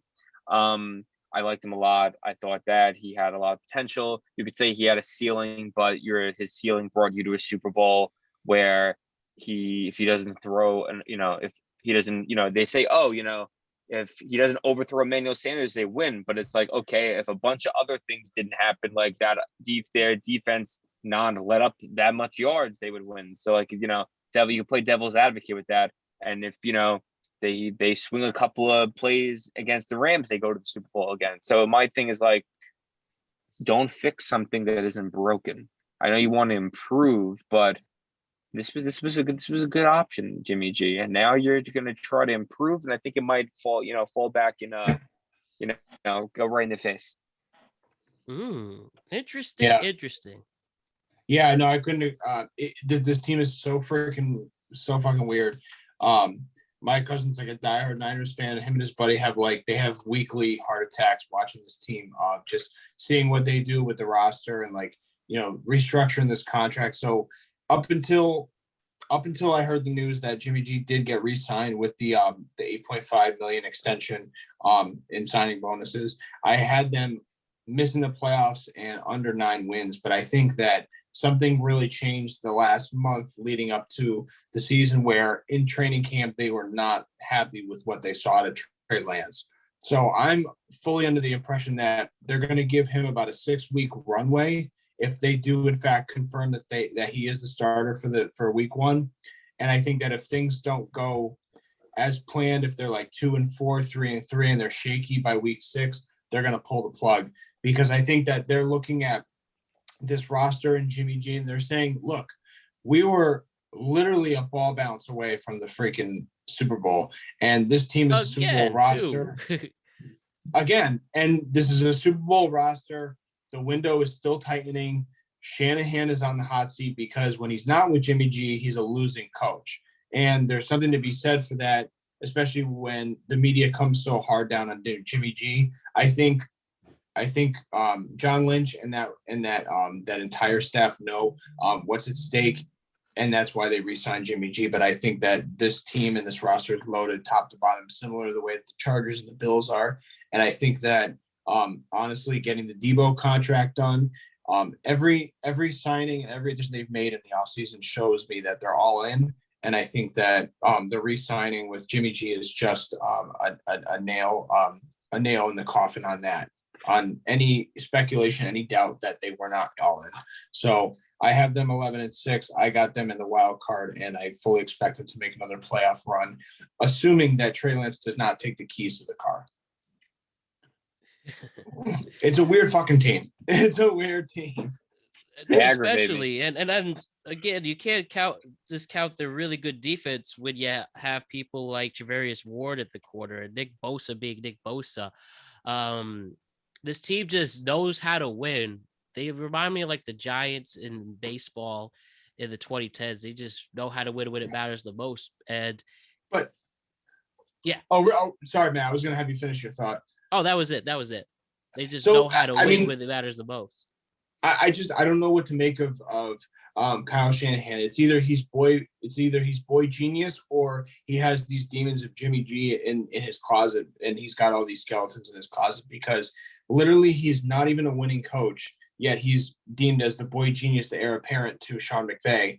But they're running back by committee. I mean, they're a run heavy offense. They look phenomenal when he's calling plays with this offense. And it's just, I don't know. Every time I turn around, I just don't know what to make of this team. They drop games during the regular season. They shouldn't. And every time that I think they're down and the chips are down, they make a heavy playoff run. So I don't really know what to make of them. I think what they realize is that with Jimmy G, they are Alex Smith's Chiefs, and they think that with Trey Lance, they could be the Pat Mahomes Chiefs. That's what they think. That's what they think. But like the grass isn't always greener on the other side. And I think that there's something that really scared the shit out of them with Trey Lance this last month, and that's why they made that contract move fast. I agree. Yep. Now let's talk about the Arizona Cardinals. 9.5 over under. And you have Kyler Murray. After getting paid, does he simply live up to his contract? Remember, you have DeAndre Hopkins out 6 weeks on a suspension. Christian Kirk goes to Jacksonville. And instead you add Hollywood Brown from Baltimore. But is it good enough to hold its own until DeAndre Hopkins comes back? And if he is the Hall of Fame caliber player he is, because so far last year, he wasn't. So you also lose Chandler Jones. You have aging defenders like J.J. Watt. I think this team is definitely going to be on the under. And do you feel the same way after a tumultuous offseason with Kyler Murray playing some games? Below 500 team, I can't rely on James Conner. He's the flesh in the pan. He's the only real, he scored a lot of touchdowns last year, and that's because Kyler Murray couldn't complete in the red zone. I don't trust Kyler Murray. I'm sorry to say this. He's short. I don't trust a short quarterback. Unless we have outliers like Russell Wilson and Drew Brees, but like that's 2 out of hundreds of quarterbacks. So not feeling that. DeAndre Hopkins gone really hurts. Kirk gone really hurts. Defense is aging and not that good anymore. Yeah, no, I mean, I can't argue with anything you said, Brian. I mean, I'm looking at the roster as we speak, and frankly, as I go through the weekly schedule, weeks 8 through 15, I literally have them straddling a 500 record. Whether they dip underneath that or below or above that, above water. I think I hate saying this because I don't believe it with my heart. I'm trying to trust my eyes from last season. and it may get me in trouble, but I have them as the 7th seed just by virtue of the NFC being that weak. I think that a lot of the out of division games they could clean up on, and they have a fairly easy schedule. I know week 16 they come to our house, so that won't fare well for them. But no, I mean, look, I mean, nothing about them gives me confidence. Like you said, losing all the players that they did. Kyler, I think him and Kingsbury are going to have, some kind of inflection point where they're going to have to step away from the field together and just sort all this shit out and try to salvage the season. And I think they do. I think they're two young minds. I think that I have a lot more confidence in Kyler's ability and his mobility than a lot of people want to give him credit for, especially with the height, and his, his release point and all that stuff and the mechanics. But ultimately, I think by virtue of the schedule and, the strength of the conference, or the lack of thereof, I think that the Cardinals sneak in as a 7th seed with 9 wins. And I think they're going to have a lot of questions after a first round exit about the future of that roster, because they have a lot of old money on that team and they have a lot of turnover on both sides of the ball. So they're going to have to figure out if they want to wipe the deck clean, I do. And with that, let's talk about the final team, a team that looks like will have an awful season. And the Seattle Seahawks at 5.5 as their over-under. This team looks really bad. And you have to pick between Drew Lock and Geno Smith. You still got You still have DK, who re-signed. He actually wanted to come back, or they just gave him enough money. But with Russell Wilson leaving Bobby Wagner, this team's clearly in a rebuild, but they have the 70-year-old Pete Carroll still there at the same time. But just another wasted season. Stack up on your wins when you play the Seahawks type of deal. I think they'll be the second or third worst team in the league. I think Geno Smith, though, will be a mediocre quarterback. I do actually. Geno Smith. Yeah, but I don't know. I think he showed me somewhat of a decent ability to play quarterback on Seattle last year. Definitely better than Drew Lock. I think Tyler Lockett is going to get traded by midseason to a team like Tennessee. I hope to see that. Ooh. And I think their defense might be the worst defense of all time. Yeah, that's what I'm looking at too. I mean, last year, what were they like? They were like 20th in pass defense last year. They actually had a pretty solid rush defense, but they don't have much to hang on their hat with this current iteration of their roster. I think that they actually are the worst team in the league. I have them at 3 wins. I don't have any confidence in Drew Lock. I mean, just in Denver, he was 25 and 20 touchdowns to picks. I think he's just a walking hot mess, honestly. I don't know how it's going to work out, because I think at the end of the season, or at least midway through the end of the season, I think that they're going to try to get rid of Pete Carroll, but I don't know, because he's so damn powerful up in Seattle. I don't know if they can let him go or if he has to leave at his own volition, but being 70 plus years old, I think he walks away before they do a full rebuild. Trade him. Where? Somewhere. Someone will take Pete Carroll. He's 75 and cranky. Did you see him? What are you gonna do with that? It's like, hey, I got this elderly guy. I mean, unless he's not running the White House, where am I gonna put him? Come on. No, I hope he goes to the front office. That's where I could see him for a few more years. Did you see a Coughlin that situation? Yeah, like I think he's a good drafter with their GM. So I think he'll be like some type of a consultant or like a president, something like that. Did you see that when he was just quick? He was just going out of the pocket. They said this is a Cialis commercial right here. I like internet wins again. Yeah, he's gonna be sitting like a raisin in a lot of bathtubs this season. That's for sure. Oh man, real football guy though. One of the few to say he won a Super Bowl and a college football championship. So, how about that? Hey, I'll tell you what though. I'd love to see the ratings week 1 on Monday night when they go to Denver. Oh man, and that's not the Joe Buck Troy Aikman game either. But that is gonna be funny. Okay. Let's talk about the AFC North. Cincinnati Bengals over under is 9.5. Do we see this team repeating with Joe Burrow playing like an MVP this year? Joe Mixon is a top running back again. I think the big thing with the Bengals, their ultimate weakness was the offensive line, and it was totally exposed on the very last play of the Super Bowl when we had Jamar Chase beat Jalen Ramsey. And if you only had a few more seconds, Joe Burrow would have had a walk-off Super Bowl play, but Aaron Donald pushed it to the ground. And now they really, really improved it.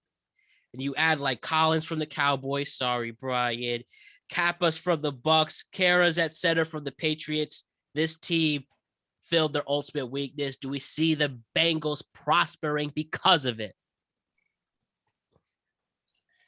O-line, you go. Oh, go ahead. Sorry. O-line's great. I have literally 10 seconds to talk about them. O-line's a lot better. Conference championship or bust. First team all pro Joe Burrow. Short and sweet. I mean, I'm kind of along the same lines, but I wanted to, take a moment to, give my props and kudos to this organization turning around and Burrow, because I like Joe Cool so much. I think adding the 4 new offensive line starters just goes to show you that they're all in on Burrow. They're not going to let him get ragdolled and running for his life the next 5 to 10 years. I think that they have a 2-year window right now, and it's really, a two-horse race between them and Buffalo. I want to say that Kansas City and the Chargers are right there behind, but I just have too many questions on both sides of the ball with them, including the coaching staff for the Chargers. So for now and moving forward, I got Cincinnati and Buffalo as like those 2 teams up there running for it. I got them 13-4.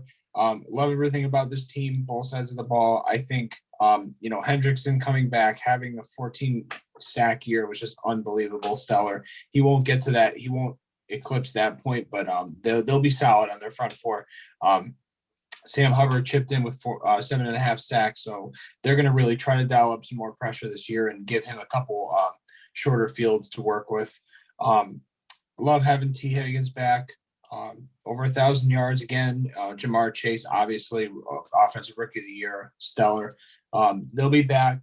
I have them playing in the conference championship again, but by virtue of playing Buffalo head to head and just having a little more in the tank, I think that it's Buffalo's time. And even if we don't see them in the Super Bowl this year, I have them as a perennial appearance for the next 3 or 4 years at a minimum. So. All right. Baltimore Ravens at 9.5. They're over under. This team was killed by the injury bug, absolutely destroyed, and they underachieved because of it. But everybody is back for the most part. Questions with the running game, but the team looks like they're going to do well. Lamar Jackson gained 11.5 pounds of muscle. I don't know if you noticed. He's big. But now with the new receiving core with young guys like Rashad Bateman, Tyler Wallace, Dave Duvney, and then new additions on the defense like Marcus Peters from the Saints, can we see the Ravens now take back the division that was taken from them after they were injured? I'd say no. I say the division's too tough. They're a great team. It's like the AFC West. But I see them going like 9-8. Andrew's great. I think Rashad Bateman's going to be a fantastic receiver. The running back core is going to be a little shaky in the beginning of the season, so Lamar's going to have to really, step it up. I honestly see them possibly, if it gets that bad at running back, maybe even putting that backup Huntley in at a running back and doing some wildcat kind of plays with him and Jackson, because he's a great player too. Some even say he might even be one day starter worthy. So yeah, I see some potential. I see them getting in as the last seed, number 7 for wild card. Okay. Yeah, I see them as the sixth wild card, the second wild card, the 6th seed overall. But for a lot of the reasons that you guys, alluded to, I think health was obviously the biggest one, most glaring. You got Mark Andrews coming back. He's a monster. He's going to be reliable for him. I think he's primed for an all-pro year. If they can, balance touches between Edwards and Dobbins, I think that both of those guys could go over 1,000 yards, kind of like Brian set up down in Big D. So I think that, obviously there's the big contract, looming over Lamar Jackson's head, and whether they figure it out or not. I think because he's playing for that contract and they want to solidify and shore that up, I think that Lamar is going to play pissed out of his mind. I think he's going to be locked in and dialed in. Angry. Yeah, exactly. And, you got Marlon Humphreys back from injury. That's huge. He's one of the premier guys in the secondary. Peters is back from injury as well. And then you get Marcus Williams from New Orleans, like you said, Matt. That's a huge pickup. Kyle Fuller as well from Denver. So, they're going to have real pieces to shore up that defense. And I think they're primed for the playoffs. I got them 11 wins. All right. Now let's talk about the Steelers and their over under 7.5. The big question coming in, what's the quarterback situation? And as this recording, Mike Tomlin is choosing Mitch Trubisky as the quarterback number 1. They're not calling him first strings anymore. They're calling him quarterback 1. So we have Mitch Trubisky try to justify his questionable play against Chicago and then backing up Josh Allen last year. At first, Mason Rudolph was the second string, but now Kenny Pickett has rise up the depth chart already. So my question to you guys, is this team possibly rebuilding, maybe rebuilding? I don't know. They don't seem to know either. So it looks like they're going to try to be competitive. Do we see Kenny Pickett taking over the ranks from Mitch and maybe make kind of like what Justin Herbert when he came in and made the Chargers competitive and whatnot? Do we see Kenny Pickett in a Steelers uniform this year? Or sorry, I said, do we see him starting in his Steelers uniform this year? Tomlin, we trust. The man just knows how to get above 500. I think Kenny Pickett's the future, and I think he's a top 5 quarterback eventually. In the league. I think Mitch Trubisky, if he's healthy, plays the entire season because they don't want to rush Pickett. I don't like rushing rookie quarterbacks. They get nervous. They get hurt. They don't have confidence. They don't have self-esteem. It's like us in middle school, like around 13, 14 years old. You just get beat around and you don't know your personality or where you fit yet. And that's like how it is. That's how it is with a rookie quarterback. Am I right though? Or am I right? No. Really? I don't know. I don't like listen. I don't like it. I don't like having a rookie quarterback start their first year. I want him to sit. And then if he needs to play, he'll play. But I think they win 10 games and they're the second seed in the division. I think Mitchell Trubisky was on a terrible Bears team with an awful coach and GM with no one around him. And guess what? He was the Nickelodeon valuable player of that MVP. game. Okay? MVP.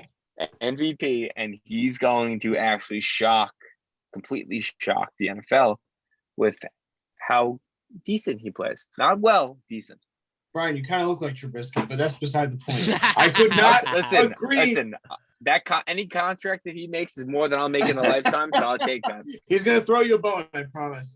No, I could not agree. I could not disagree with you anymore. I think that this is a classic psyop what they're doing in terms of the way they're handling the media and the press. Tossing out the QB1 controversy. I don't think this is a controversy. I think behind closed doors, this has been decided that it's Pickett's team to run with as a rookie. And the reason I say that is because he's not a typical rookie. He's a 4-year guy. He's had plenty of reps. He's from the same freaking state. So this is literally in his backyard. And I think that the receiving core that they have with him and the defense that they can help support him with, I don't think this is any much more of a jump from what he had at Pitt. So I couldn't disagree more. I think that even with all that being said, I still think that they're a 7-win team, about 7-10. But I think that Pickett will be starter week 1, hands down. But with that said, I think this is kind of the way I look at Kansas City with their reign, passing up Tyreek and passing up that big payday in exchange for all those draft picks. I think that this is like the year where they basically mail it in. Not saying that Kansas City is doing this, but they're not reaching their full capacity in the short term for the sake of the long term. So I think that this is like their 1 year where it's like their mulligan, and I think that they'll be back, in the mix with the rest of this division for the near future. Because you got to remember, no one in this division is going anywhere, aside from any kind of contract going sideways with Lamar. So I think that Pittsburgh knows that, and to stay competitive, I think they have to have a throwaway year. But if you're going to have a throwaway year, you have to know what you have with Pickett as soon as possible. No ifs, ands, or buts. And I think that he starts week 1 because of that. You don't want to waste Najee Harris either if he has potential as the running back. So Big Ben said Trubisky's number 1. I say he's number 1. Oh, please. Please. He's an insurance policy. Oh, man. Let's talk about another joke franchise, the Cleveland Browns, which don't even have – as I couldn't find it over under. I mean, how despicable of a franchise the Cleveland Browns is. I mean, let's talk about the elephant in the room. The whole Deshaun Watson mess. He's going to be suspended for 11 games. Just so happens to be on the Houston Texans. I think he should have been suspended for a year, but that's water under the bridge at this point. And they still made him the highest paid quarterback in guaranteed money ever, despite these allegations of sexual misconduct. And with that, they are going to have Jacoby Brissett start the first 11 games. You still have Nick Chubb, who's pretty solid still, a really good defense, but I think it's clear that this might be a wasted year, or maybe it's not. I don't know. It's a really messy situation, and the Browns are in a weird spot where I couldn't even find it over under for them because of these moves. But I think it's going to be a wasted year. And then when Watson comes back towards the second half of the season, it's you just see what they could do, and if they could just win games. It's pretty much think about more betting with them. But do we see the Browns doing anything significant, or we're just gonna watch them, have a eye on them because they drafted this quarterback that's caused a lot of controversy, and when he comes back, it'll be an interesting game to say the least. I see them winning 5 games. It's an embarrassment to society that he's on a roster right now. Just because of the sheer number, the sheer number of things that have occurred. I just don't like it as a PR standpoint. Like, it just doesn't, in my eyes, fit well. It doesn't look good for your team. I think it's time that we stop, rewarding people that are near suspensions or getting year suspensions, or have proof of them doing crimes. Let's stop rewarding that, because it doesn't actually fix problems or anything like that. So yeah, I hope they get last place, and I hope Myles Garrett gets traded and goes to a better organization that cares about people more. And yeah, I hope Deshaun Watson never plays again. Thank you. Unfortunately, Myles Garrett is no saint either. Unfortunately, you can ask. I know. Yeah. Oh, the fucking Browns, man. Yeah. This is one of those organizations with no real history outside of Jim Brown and no standards. Unfortunately, it's a catch-22, because even if they're trying to, fix their branding and their image, there was really no other option to not sign Deshaun Watson. I know that sounds fucked up, but you never get a guy in his prime on the open market. So I understand the catch-22 from that perspective. I'm not going to make a moral judgment on them signing it, because it is business. And we've seen horrible, horrible signings by other teams for lesser and greater degrees of poor judgment on both the players and the organization standpoint. But I have them winning 5 games as well, because I think they win 1 game, the first 11, with Jacoby Brissett. I think this would just be a giant sleeper in fantasy if you pick up Nick Chubb, because he's just going to run wild while they tank games. And, I feel like it's a throwaway season. It is unfortunate, because you got a ton of guys on your payroll that are still in their prime, that are lethal when ready to play. And when he comes back week 12 or week 13, whatever the case may be, they're just basically just going to run him out there for reps and kind of get some of the chemistry down. But yeah, it's embarrassing. I wouldn't expect anything better than Cleveland in terms of the Browns organization, because the fans are phenomenal and they deserve far better than this. But yeah, it is what it is. It is what it is. Now we transition to the NFC North. Green Bay Packers 11.5. Aaron Rodgers, you are a happier man. You got your big contract. You got a tattoo. You do an ayahuasca. The good vibes. Now with Alan Lazard as your number one receiver, with Sammy Watkins and not Adams, can Rodgers adapt once again? And he clearly has proven it, except winning the big game in the playoffs, which he hasn't done. He hasn't been in a Super Bowl in 10 years, but this guy's is now going for his third in a row MVP season. And with your absolutely dominant defense with Jair Alexander, Rashawn Gray, Devon Campbell, and the O-line, you're getting players back. Robert Tunyon's coming back as a tight end as well.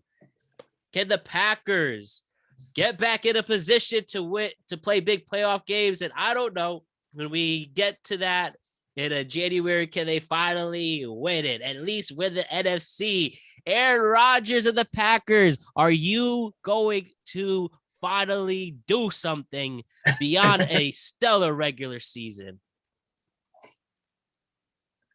No way in hell, dude.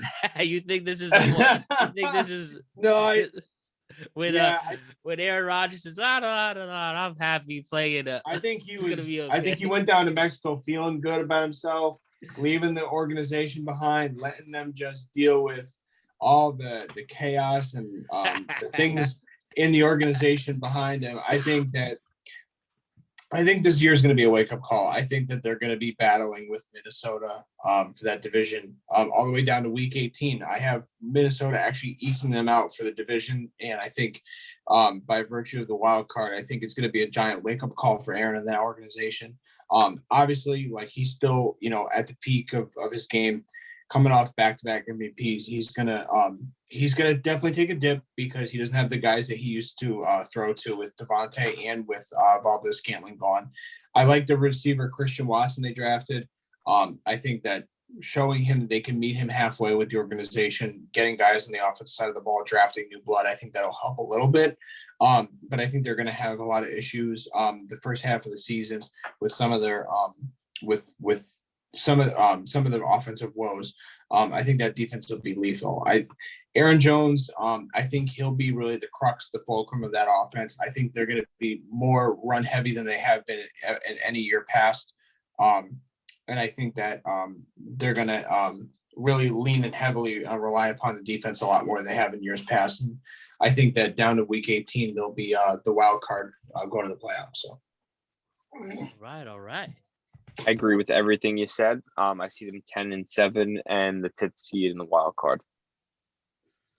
Well, short and sweet. You literally said it perfectly. There's nothing else I could say. Now let's talk about the Lions. At 6.5, they're over under. Dan Campbell, can he lead the Lions to at least some relevancy, especially after an interesting Hard Knocks season? Team that looks like they could really improve on the offense. You have an improved running game. Jared Goff maybe can. He did actually keep the Lions competitive last year, and the resurgence of St. Brown as a legit receiver in this league, maybe they could play some competitive games in December. And also adding Aiden Hutchinson, he could possibly be the defensive rookie of the year, maybe defensive player of the year after Jacksonville's questionable decision passing on him. And you also get DJ Clark from Jacksonville to add to that defense too. I think the Lions can at least hit their over this year. You feel the same? Yeah. Absolutely. I think that they are going to be vying for the 7th seed in the wild card, to be honest with you. Wow. I see the 7th seed being a very mediocre 9-8 or below 500 team this year in the NFC. I think a lot of teams are falling off, especially just how weak I think NFC South, like certain teams in like the South and North are. I think they're going to be able to squeeze in. So I think they'll be able to do it. I think the running back room is great. I think they're just a hard-nosed Detroit football team, and they actually know how to play Motor City football now. I think the offensive line is getting better. I think the defensive line is going to be stellar. The receiving core is great. They have DJ Chark, and no one's talking about that. Man had 1,000 yards in Jacksonville, and he got hurt, but now he's on that team as the number 2 now with Amon-Ra St. Brown, so that's going to be good. And I think the defense is going to take the next step. And with Dan Campbell, I think they're going to do really good. Yeah, I mean, the only reason I said wow and hesitation, not because of the NFC, being down for a second year in a row, in terms of the strength of the competition, but I just don't see them jumping quite to 9 wins. But I actually have them at 7 and 10, and for all the same reasons. I think this is a hard-nosed football team. They're finally kind of coming into an identity. Obviously you got number 1 pick with Hutchinson out of Michigan. I like Josh Pascal as well to fortify that front 4. Love TJ Hawkinson on the other side of the ball. I think he's definitely going to be the safety blanket for Goff to kind of work things out in accordance with the run game. And I like the acquisitions that they made as well with Aquara, 5 sacks and 9 QB hits last year. Olaware with 6. He had 6 INTs, which is just ridiculous. It's like second to only Trayvon Diggs from last year. So I think that they're going to surprise a lot of people. They're going to play an exciting brand of football. And, we talk about like how these guys are really motivated and want to play for guys like, Vrabel and Tomlin and stuff. You could put Dan Campbell right up there. And we saw a little bit of that with the HBO series that they put out. So I think that looking at the first half of the season, a lot of these games are winnable. They got the Commanders at home. They got the Seahawks at home. They're going to New England on a down year. They're going to Chicago week 9, and they got the Giants. So I think right there you could probably see them above 500 going into the second half of the year. The only reason why I gave him 9, I had him at 7 originally, is I really think Jeff Okudah is going to take the next step and become a premier cornerback in the league. Okay. And I agree with you. It's sad to see his season cut short last year, and I totally agree. Now we have Minnesota over under at 8.5. They have a new coaching staff. Also added a new defensive coordinator. Kevin O'Connell's taking the reins, and Ed Dontel at the defensive side. They also added players like Zadarius Smith. They had Daniel Hunter as he recovers from injury. And I mean, this offense is pretty stellar. You have Justin Jefferson and Adam Thielen, who was oddly a forgotten huge aspect of that offense. And then Dalvin Cook could make carries. And it's pretty much on Kirk Cousins playing beyond being mediocre. I think with everything changing for them, the Vikings might be a team to watch. Do you agree with me or disagree?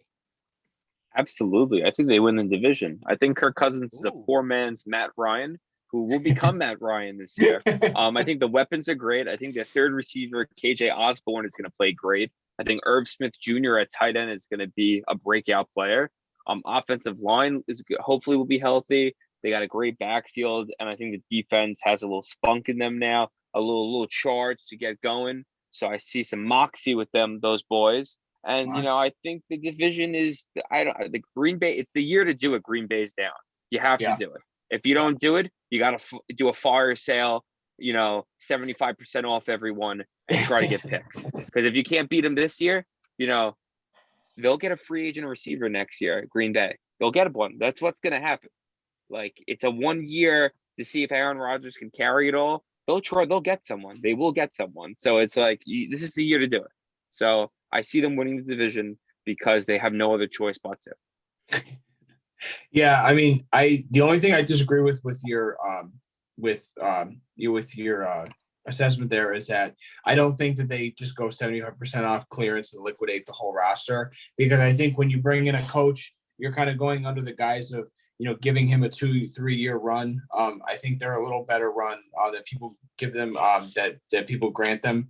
And I think that, like you said, this is the year that if they're going to win that division and dethrone Green Bay for the first time in a long time, I think Kirk Cousins has to be that guy. Just take the next step.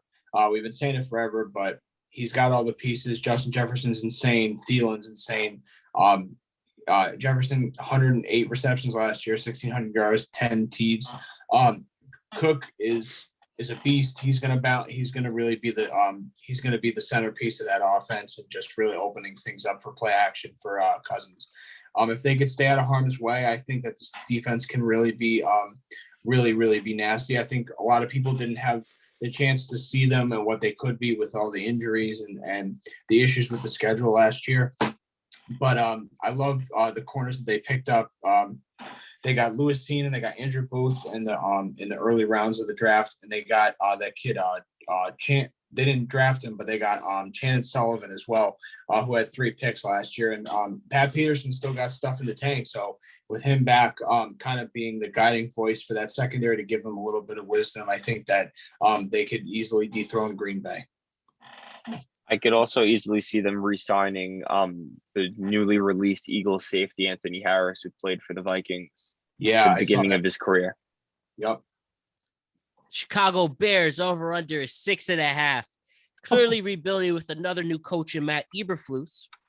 And they also announced today that they are planning to build a new stadium in the Chicago suburbs. So fun fact. And the big thing here is if Justin Fields could show he could start in the league, is he going to, even without Allen Robinson leaving him now? A completely revamped team. Do the Bears have anything going for them, despite seeing what does Fields do? Justin Fields terrible. I feel bad for Darnell Mooney. Roquan Smith wants out. I think they should trade Robert Quinn because he deserves a ring somewhere because he's never getting one there. 4 wins. Bye Justin Fields. 4 So wins. I misspoke earlier in the episode. I actually said that Seattle was the worst team in the league. This is the worst team in the league. I got them 2-15. I got the bottom of the barrel. I got the proverbial fans at Soldier Field with the bags on their heads, with the wind howling in their face.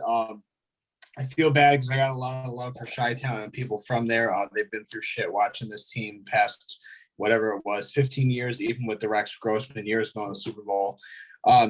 This team just never fails to not learn from its mistakes. Like you alluded to, Brian, like all these players held hostage with immense talent and just no direction. I mean, Darnell Mooney had over 1,000 yards last year, 4 TDs, 81 receptions. It's like he's going to be miserable. Just missing passes and watching his quarterback get sacked behind a ridiculously terrible offensive line for the second year in a row. And now you start fresh again with a new coach and a new system. I don't know how Justin Fields gains his footing, even if we think that he has promise and talent. It's really hard to reboot in a second year with a second regime.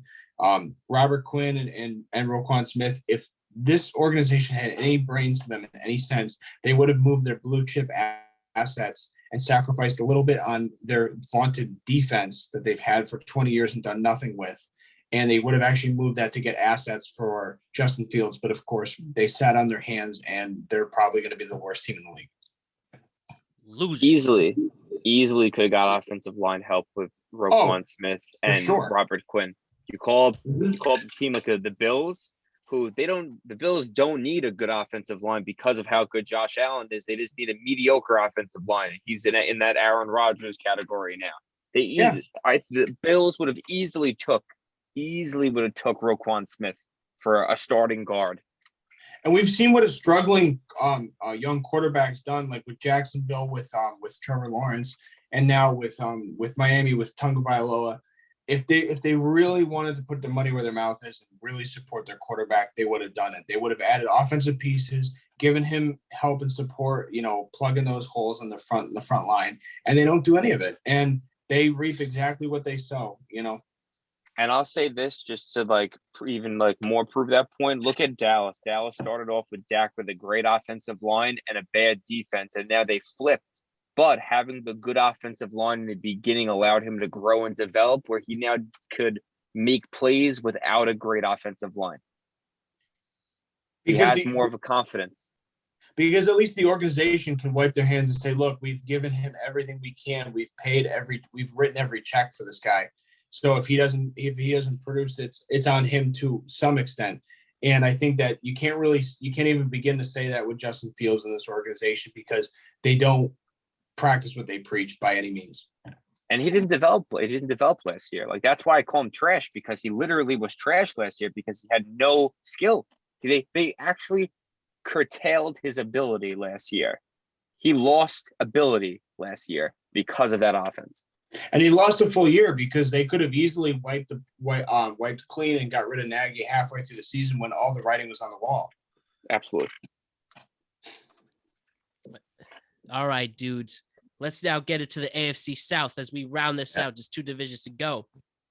Over-under for the Indianapolis Colts. A huge prove-it year for this franchise after a disaster ending thanks to Carson Wentz falling short in the playoffs. Matt Ryan, can he do what Matt Stafford did? Leave his legacy at one place, led them to a Super Bowl, should have won that Super Bowl. And now he has a second chance to salvage the rest of his career and arguably is a Hall of Famer. He's literally Matt Stafford. He could be Matt Stafford last year to this year. And when you have Jonathan Taylor, Pittman Jr., Paris Campbell, and a stellar offensive line led by Quentin Nelson, this seems to be the last piece they need, a solid quarterback. And don't forget the stellar defense with DeForest Buckner and Shaq Leonard, Lucas Rose, and Kenny Moore. I know, Brian, I'll throw it to you first because you're very high on the Colts. But the time is now for the people of Indianapolis. Absolutely. This is my sleeper pick for the Super Bowl win because they're so win now and so ready. Like Carson, what was their record last year? Where they win like 9 games or 10 games and they missed the playoffs? I think they won 10. 10 games with Carson Wentz. They're winning 13 at least with Matt Ryan. Matt Ryan's a top 10 quarterback every year statistically. He's actually probably a top 5 quarterback statistically every year. And that was with Atlanta, where he had his throwing hand tied behind his back, and he had to use his non-dominant hand to throw the ball. Like, this is what that is. You know what I mean? He brought that team to an MVP. And if you really look at that MVP team, and that Super Bowl team, they weren't that good. They just lucked out, and they had a solid defense. This team has a great defense, great offensive line, ridiculous run game, and a good receivers. This is a team that if you're really in win now, you call up Seattle and you get Tyler Lockett. I keep on saying Tyler Lockett. I want the Cowboys, the Colts, teams like that. They're like, they think they're one away. Get Tyler Lockett out of Seattle. This team does that, they go to the Super Bowl. Case closed.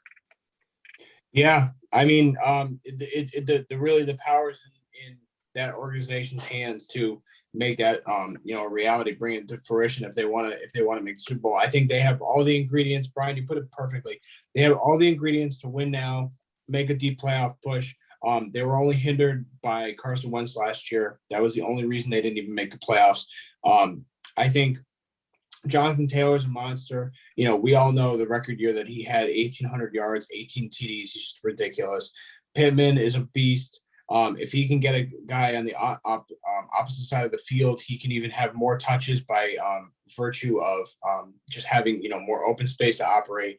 This defense was second in takeaways last year, and they just got even better. They picked up Gilmore from New England because they're getting rid of him. They got Ngakoue from my old beloved Raiders, who had 10 sacks on the year and 23 QB hits, which is no joke. Kenny Moore's a monster. Isaiah Rodgers had 3 picks out of the secondary. And then you got Darius Leonard, who honestly, for all, intents and purposes, he's a defensive. He I would argue is probably a top 5, if not top 3 defensive player. If you just wipe away all the specific positions, I think he is just multi-purpose. Absolutely. You can move him anywhere around the field, similar to like a Micah Parsons type. He's the same monster, the same deal. This team, I expect to go 12-5, win the division handily. I think Tennessee takes a 2-3 steps back, losing A.J. Brown, and that's for our next segment. That's right. Let's get into it right now. Tennessee Titans. Yeah. Over under 9.5. When fully healthy, especially with Derrick Henry, this team should be good. Tannehill has major pressure because you have Malik Willis, who looked awesome in the preseason, mobile quarterback, an FCS player who might have a legit future in this league. And if that doesn't inspire Ryan Tannehill for the sake of keeping his job, I don't know what will. You bring in, A.J. Brown is gone, but you bring in Robert Woods, who's trying to make a comeback after his nasty injury. And they still need to stay strong with Trenton Burke out of the season in Arkansas on the defensive side. But besides that, they have stellar defensive backs to Kevin Byard and Jeffrey Simmons, David Long Jr. And it looks like Landry tore his ACL too. So there are some questions on the defensive side of the ball. But again, if they can get legitimate people to replace those players, I think Tennessee can justify their number 1 seeding last season, even though they lost to the Bengals ultimately. But health is important for Tennessee. Do you guys feel the same way? Yeah, definitely. I don't think they make the playoffs. I think they're like the 8th seed. The odd man out. I think that Ryan Tannehill will play good. I think this is his last year in Tennessee though. I think he'll do well. I think that Derrick Henry, you might start seeing the regression a little bit just because that 2,000-yard season really hurt him, took a beating, even though last year he ran 7 games and had 973 yards. Mm-hmm. So I'm like 50-50. He could either, It wasn't the same when he came back from his foot injury either. Yeah. So he could either be bad or he could be fantastic. We don't know yet. I think the receiving core will actually be decent. I think Robert Woods and Treylon Burks will both have 1,000 yards each. I would like to see them get Jared Cook as a free agent right now for tight end, because I don't even know who's at tight end right now for them. That's how unknown that position is at the moment. Yep. And the defense is riddled with a few injuries right now, and the O-line, it has a lot of question marks with injuries as well. So it really depends upon health for them. Vrabel's a coach of the year kind of candidate, always great coach. They're in a division where they could beat up on the lower half of it. So I see them either being the 7 or 8 seed in the NFC. AFC, I'm sorry. Yeah. I think if you really like the devil's in the details with this team, and what I mean by that is if you look at the past 2 years of how they kind of ran this division efficiently and effectively, I think they beat up on Houston and Jacksonville week after week. And not saying that Indianapolis didn't, but I think that their time has kind of come to a close, because I think that there's so much to love about this team, especially with Vrabel, the way he unites these guys and gets these guys ready to play every Sunday and Monday. But I think that there's just the perfect storm of, a long, exhaustive playoff run from last year. Like you said, to your credit, Brian, Derrick Henry just having a little bit of regression, just pulling back naturally by virtue of how many touches he's getting, how many hits he's taking, how many hits he's giving other people for that matter, because he's a monster. But I just think that this is a natural regression to pull back a little bit and have a down year. I had them at 10-7. I had them as the 9 seed, actually, only because of the way the AFC West stacks up in the middle of the playoff picture and the wild cards. They're a middle. It is what it is. They're a middle of the pack team going into the season, both sides of the ball. And I think part of that is just, Tannehill's limitations and, just being exposed for how weak that division was. I think that they really cleaned up on a lot of teams, like I referred to earlier. I think losing A.J. Brown is a huge loss. Julio, to a lesser extent, only because he was a big name, brand name that forced the defense to be honest with the team, with the offense. And I think Robert Woods, as much as I love Robert Woods and his production from the Rams, I think he has questions coming off an injury like any other player does. And, even with a draft pick like Treylon Brooks as the other receiver, I just think that it's not enough time to turn things around and continue to move into the playoffs again. So whether they have a mulligan season or they have to fully reboot and cut ties with Tannehill, I don't see them making the playoffs at 10-7. Big thrills. Let's talk I'll about. say that. Oh, sorry, you were saying? I'll say one thing. They're a boring team if you really think about it. If you take away Derrick Henry's crazy plays, they're very vanilla. Ryan Tannehill's a quarterback. Oh my goodness, what a boring person to play. But he still lasted this league somehow. But he's good though. But he's vanilla. You know what I mean? They remind me of the New England Patriots right now. Like there has to be something else. I don't see the issue with me is I don't know how they could change the team to make it more besides Malik Willis, I can't see them getting more exciting without getting Yeah. rid of the run game ideology. It just Well- steal. You have to steal. You have to steal. Bill Belichick's schemes at the end, like at the end of the playoffs 2 seasons ago. The final counter before we move forward, I think that almost plays to their credit though, Brian, because if you are a stable, boring team, it means that your method for how you operate is sturdy and strong, and there may be just tweaks in terms of the personnel that you have. So it may not be a team where it's so destabilized that you need to flip the whole thing on its head. I just think that it may be a year to step back and just recharge batteries and make some personnel changes appropriately. No, I agree with that. I just see there's always a cap when you're a run heavy team. I feel like For there's sure. always a cap. You know what I mean? Oh, yeah. Like if you have a defense, like the Colts defense shuts down the Titans. Now you're relying on Ryan Tannehill and a rookie and a guy with one knee. Like, let's see what happens. Yep. Let's talk about Jacksonville. The over-under is 6.5. After the Urban Meyer disaster is over. You bring in Super Bowl winning coach Doug Peterson to give the Jags fans some hope. Trevor Lawrence, does this guy have a good sophomore season? And people question from the Trevor Ball the decisions they made in the offseason. I mean, you're giving $72 million to Christian Kirk. You pick Trayvon Walker as the first overall pick over Hutchinson. It's weird. Do they have a good plan going forward? They must know something we don't know. But I think this is going to be a weird season. But they could if they could somehow get the young guys, especially Heineke Jr., moving the forward, I think this could be a team that could be a presence in the South for years to come. Do you feel the same way? I think it's too early. I think they need more time to develop. I think they're still young. I think that they have a great running back duo with Robinson and Etienne Jr. I think Lawrence, I don't know about Lawrence. I really can't get a feel on him because of how bad that offense was last year. So, like, I really need more time to see. But right now, he's looking like he's not what it's lived up to be.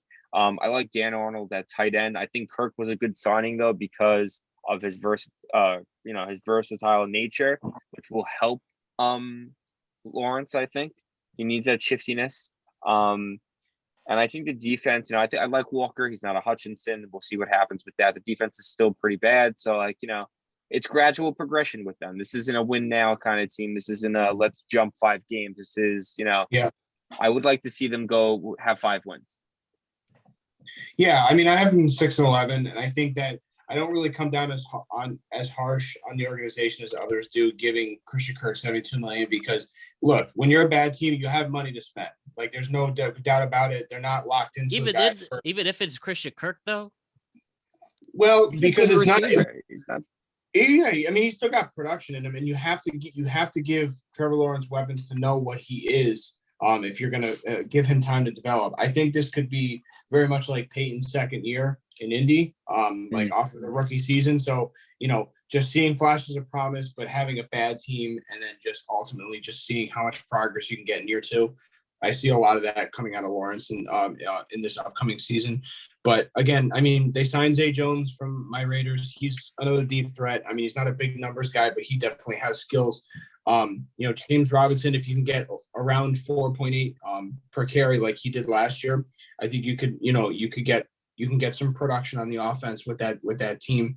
Etienne's back healthy. Got Marvin Jones, for what it is, he had 800 plus yards last year. So, I mean, there are little flashes. I think this team, it's just about getting better. It's not really about the win column. It's just seeing what you have in your personnel to take forward with you. And we'll see what happens with Trayvon Walker, because I know everybody's bullish on not taking Hutchinson, and rightfully so. I think that he was the best pick in that draft. So we'll see. I think for this team, it's not about the actual physical wins. It's about the moral wins after how demoralizing last season was because of the embarrassment that is Urban Meyer. Like, so to your credit to that point, before we move on, if they can look like Detroit by the end of the year, that would be like the ceiling. Mm-hmm. Yeah. Houston Texans, boys. At least they have the Deshaun Watson drama off their shoulders. You have Lovie Smith, who did bring the Bears to a Super Bowl, and Davis Mills leading. Their over-under's 4.5. I guess maybe this could just be a season where they play football for fun. I mean, come on. These teams not going to be getting good. Or Brandon Cooks is going to be the offensive player of the year. Maybe Stinger Jr. is nice from LSU, but this is just another year to just play football in Houston, I guess. What the hell's going on there? Do you have anything to add, really? I think they have potential to win 6 to 7 games, to be honest. 6 to 7 games. Yeah, I really like Davis Mills. I think Davis Mills, the way he's playing right now, he's playing him and Mac Jones are the two best quarterbacks of this rookie class right now. Mm-hmm. You know what I mean? I think he's playing well. Brandon Cooks is 1,000 yards guaranteed every year. That's literally the name of his game. He consistently gets 1,000 yards. If it wasn't for that, like those 2 seasons, I think he had 1 season in the Saints.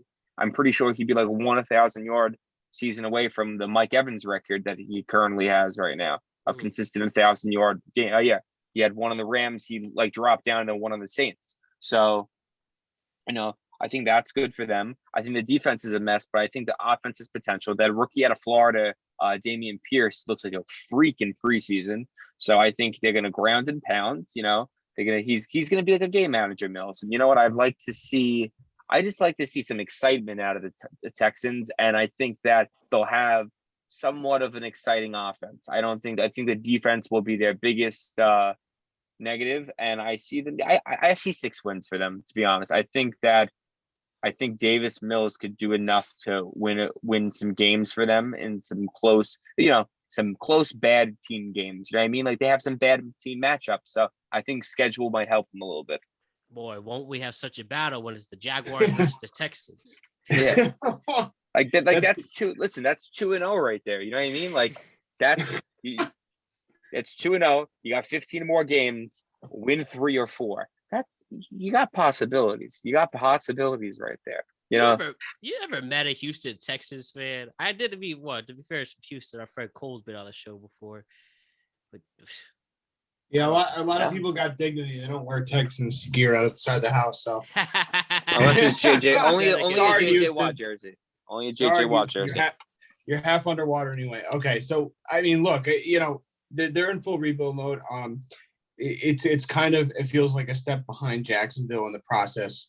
It's almost like they're getting shish kebabbed. I think Davis Mills, just find out what you have with him before you scrap it clean. I feel bad for Lovie Smith, but they did have to get a coach in there that was competent, that at least checked the boxes. It'll be interesting to see. I like the draft, the offensive lineman, Kenyon Green. I think moving forward, the next, 2 years worth of picks, I think you lay all the groundwork, kind of like Dallas did the early years when Romo was on his way out, drafting all those sturdy linemen. They seem to be surefire as long as they can move their feet and they stay healthy. I think you kind of run the same route with Houston in that regard. So, they're going to try to get off their payroll. This is not really much to say about this team. I do like some of the backs they got, Stingley and Petrie. Desmond King had 3 picks last year in 2021. So he's definitely, a guy that can produce at some level. And Greenard had 8 sacks and 12 QB hits. So, they'll keep games close. And I think as long as you can have moral wins against, actual wins in the win column, I think that's all you can really ask for this team. But I think they're kind of the same as Jacksonville, just one step behind. Let's talk about our final division, boys. NFC South. Yes. Ooh, I am so excited to talk about this team. The Tampa Bay Buccaneers. Over-under's 11.5. There's a guy named Tom Brady. You ever heard of him? Decides to retire, comes back, and I can't believe this might actually dictate the whole season, especially for a team with so much expectations. But regardless of Brady's personal issues off the field, can he play like an MVP once again? You do have Todd Bowles as the coach. That he failed he failed for the Jets, but everybody does. You still have you do have some departures on offense. No more Gronk, no more Howard. Godwin and Evans are still back despite Godwin's injuries issues. But maybe Cade Otton could emerge as a legit tight end. And Russell Gage from Atlanta, people have expectations from him. But despite figuring out where Brady's head's at, do we think the Buccaneers can win this division? I think clearly they can because it is pretty weak besides them. But whether we talk about them being a huge team in the NFC, that is the question. Buccaneers, tell me how you feel. Yeah, I think they'll be I think they'll win the division handily, but I think they'll be more of an 11-6 versus like a 13-4 or a 12-5. I think they're going to have their issues throughout the season. I think they're going to, kind of coast through some of these games week to week. And I think that Brady may even sit out a game or two, depending on the matchup. If it's with like a tanking Atlanta or a Seattle or something of that sort, I think they may sit him out for rest going into the postseason, as long as, things are steady enough operations wise. I don't have any questions about Bulls. I think they've been kind of preparing with this since Brady got there and paired with Arians, because Arians was at an extended age at the time, and he had health concerns dating 2 years back to that prior. So I think they've already prepped him with the game plan, and the fact that Leftwich is calling the plays, I think Brady's developed a synergy with him where everything will be fine. But yeah, I mean, adding Gage is a big deal because now you have a third option. I think they did lose a lot in exchange for the offseason, and I do have my questions about Godwin coming back in with his injury. But this defense is loaded, and let's not make any mistake about it. Shaq Mason and Akeem Hicks, between the two of them, 3.5 sacks in 9 games to just in a smaller capacity, and we saw what they did in the Super Bowl 2 years prior. So I know that they have the wherewithal to get back there. Vita Vea is a monster. He had 4 sacks as well in a short amount of time, and then drafting Logan Hall as the defensive lineman as a backup, I think shows that they're trying to do everything they can in the short window they have remaining with Brady. So I expect them to win the division handily, and they're again, they're going to have a couple ugly weeks where they're not looking up to their usual selves, but they'll be fine by come playoff time. I agree with you. I would say 75%. I think that they'll win the division on the side of the coin, literally 50-50. Wow. Like right on the side on this one condition. So if the offensive line somehow manages to not continue to get hurt, they'll win the division. If they lose one more player, the Saints win. Because like you said, they built up that defensive line, right? Tom Brady without an offensive line right now, he might get hurt really bad. He's old now. He's not mobile, and he also now definitely has ghosts running around in his head as his wife is off in Costa Rica having fun right now. Yes, so that could be a little bad if an image shows up with her dancing with a guy on the beach one day. That could definitely cause some problems in that locker room. Listen, the receiver core is probably best in the league. Like, think about it. Your fourth receiver is Julio Jones. That's ridiculous. Actually, yeah, he's your fourth receiver. Your tight end Cameron Brate's, an average good starter.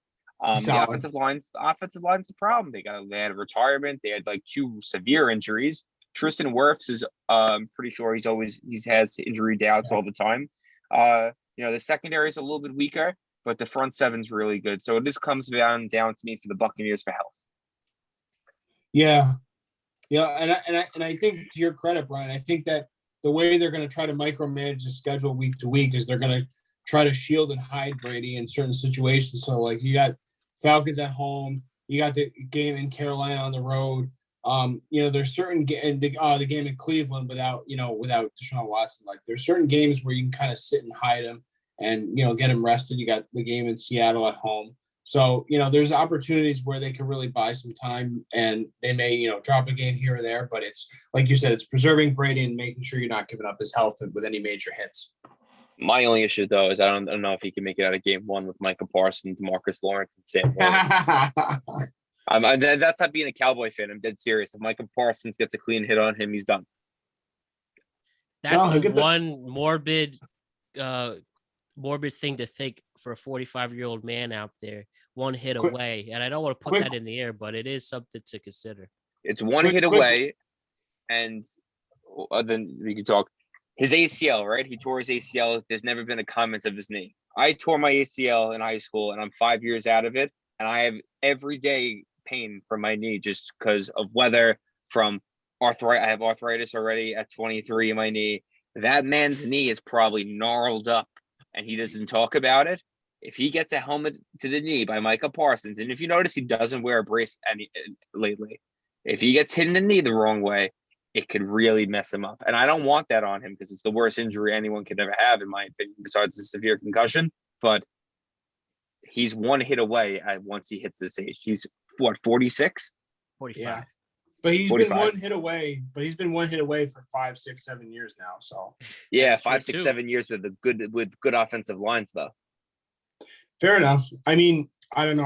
I look at like the last 2 years in New England. I thought he had some holes in that offense that Bill didn't really attend to, and I think that even the last year in Tampa, I think they had their issues with health. I think that this guy's playing 4D chess, and I think that the way they're going to operate with the passing game throughout the year, they're going to run a lot of slant and a lot of dump downs just to get the ball moving. I think you're going to see a lot of Scotty Miller, kind of like we did. Who was the kid, Tyler Johnson, they drafted a few years ago? Yeah, they cut him, shockingly. Yeah. So, but even the role he played in the previous regime, I think they're going to run a lot of stuff to get the ball out quick. That's all. I also think it relies on Leonard Fournette. Like, they got to run the ball. This is the time to really run the ball and really get it off Brady. Yeah. Yep. I will say one last thing on the Bucks.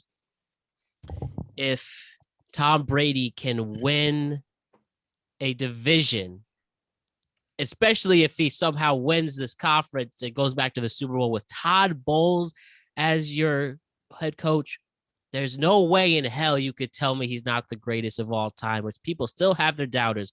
Like, you are a damn fool if you don't think that if he could somehow pull this off. I just want to make that clear. But don't judge Bowles on his tenure with the Jets, because everybody looks terrible with the Jets. I think that he's a real defensive guy, and I think that they've already equipped him with the tools on a 2-year plan dating back to when he got there with Arians. That's just my opinion. Absolutely. He did lead the Jets to a 10-win season, but the last one. The thing I want to reiterate is the fact that this is his third coach doing this. That's something else. Like, that's the main emphasis. Fair enough. Totally right. Yep. This is a very interesting team. Very, very interesting. The New Orleans Saints. Oh, you're saying? Oh, Buccaneers, big question marks. That's the way I think of them. Hell yeah. They've really sparked some debate in here. There's going to be a lot of fun to watch what the Bucs do. But with the Saints, over under 7.5, the team is completely transformed. Dennis Allen is the head coach now after Sean Payton was there for 15 seasons. Jameis Winston is your starting quarterback. Does he have anything left? And if not, maybe you have the resurgence of Andy Dalton as well. Who the hell knows what Michael Thomas is doing? Does he even want to play? But even that, you have Chris Olive from Ohio State, who might be a star receiver in the making. Jerry Jeudy is on another team, weirdly being a journeyman, but he's back on he's back with an opportunity. But your team, for a team that has so many questions on offense, their defense looks really good. Cam Jordan's still there. Demario Davis. You had the Honey Badger, Marcus May. Very interesting to think about what the Saints can pull off. How do you feel? Are you as curious as I am? Yep. You want to go first? Yeah. Oh yeah, no, I'm just, trust me, I'm as curious as you guys. I think this is the most enigmatic team. I have no idea what to make of them. I'm a big fan of Dennis Allen, and not the way he effed over my Raiders years past, because I think because of like the way Lane Kiffin was. I think he got the power and the job way too early in his career. He didn't really know what to make of it. And the Raiders have a history of whiffing on coaches and players when they're too young and immature. So I think that I think that this is the perfect time for him to take the head coaching job. I just don't know. I just don't know what the hell to make of this offense. I mean, it is loaded on paper, but I haven't seen it with Jameis. I don't know what to make of him in his second form in the reboot. And whenever you pull the defensive coordinator into a head coaching job, you lose and sacrifice a lot from that defense. That defense was top tier, bar none, a top 3 defense in the league, terrorizing teams, particularly Tom in Tampa. So I think they may take a step back in terms of their personnel. I think losing Marcus Williams, even though he was a gambler, I don't like that loss. I have a couple questions about the secondary, but I do love like Cam Jordan, like you said, Demario Davis. They're studs. They're going to be a really exciting team to watch. I don't know what the hell to make of them. I like having Michael Thomas back healthy. I checked the roster a few days ago. Jarvis Landry's on the team. I mean, they got pieces. It's no doubt about it. Yeah, I feel the same way, except I think just because of the weakness of the conference, they'll still make the wild card. But the way I think about it is Jameis Winston threw 14 touchdowns, like 3 interceptions in his limited time. Yeah. They obviously figured out how to use him and make him be, in a good system. They have a dual-headed monster with Ingram, who is still serviceable and still, I think, a good running back, and Kamara. There's some legal issues with Kamara that might happen during the year. He might get suspended. But right now, that together, that's a good run game. Taysom Hill is finally at tight end where he'll probably have like 500 yards because he's that athletic. Should have been there for the entirety of his career. Feel bad for him on that regard because he'd probably have a Pro Bowl. The receiving core, like you said, Olave, Landry, Thomas, Callaway, they're all there. And the defensive line has always been great. Mario Davis is good. You got Marshawn Lattimore, a cornerback. You got pieces on defense to be a top 5 defense. It just comes down to, in my eyes, the quarterback and, Jameis Winston. Can he take the next step? And now, because we noticed from last year, had a very good TD to interception ratio, but low passing yards. Can we see him do that with higher passing yards? That's what I want to see. And if Alvin Kamara plays a full season because of either injury or, legal issues. If that's the case, I think they could easily make the wild card. That's a good point. I forgot to mention Kamara. Because there's a lot of questions surrounding him too.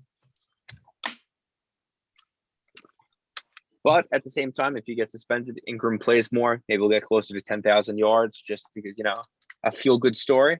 But, yeah. That is we'll crazy. He's still in the league long enough to pull that off. He's like the Frank Gore. He's a poor man's Frank Gore. literally, man. Carolina Panthers. What a funny looking team on paper. The over-under's 5.5. And with this team having such an identity crisis with the arrival of Baker Mayfield late into the offseason, I think this team is very interesting, and you should definitely place a bet on their over. Christian McCaffrey, can he make a comeback and stay making a comeback? DJ Moore and Robbie Anderson make legitimate weapon options for Baker. And, after this is really crazy to see a redemption. One, the obvious redemption of Baker Mayfield. And if he, after getting injured, getting embarrassed, after choosing this monster over him in Cleveland, can he get his revenge? Fuck the team up to start his, fuck up the Browns, at this point of his career to start off in Carolina. And with a very young defense as well, there's a lot going on. And can there be redemption? Who, looking back, I should have appreciated more. He just made one stupid decision, benching Eli Manning for Geno Smith and not benching him for somebody who could be the future of the Giants. But Ben McAdoo is now the offensive coordinator in Carolina. So could these two come together to create a awesome redemption story? And at this moment, as a Giants fan, we should not have let go of Ben McAdoo, even with that horrendous decision, which cost him almost his career, but he's getting a second chance. It's going to be interesting to see how this all pans out. But here we go, boys. Carolina Panthers. Is this team a sleeper team, or is this team going to fall on their flat face? And I mean, this is so crazy. They have the first overall pick and the third overall pick on the same roster as quarterbacks. That's crazy. That's comedy. Carolina Panthers, tell me, what do you think? Sleepers, take the over. You got to take the over on them with 5 games. You have to. To be honest with you, like you could say whatever you want about Baker Mayfield. He played last year with like no shoulders. Right. Like that's something to point out in this. Yeah, he played with no shoulders. Like, I'm sorry, but like you're a quarterback, you need your shoulders. You know, he's a hard-nosed kind of guy. I think he adds, he played free. You know what it is? He's a hard guy. I think sometimes he has a big ego, and I think that was his disadvantage. He probably should have just opted to miss games and get surgery last year. That probably would have helped him out.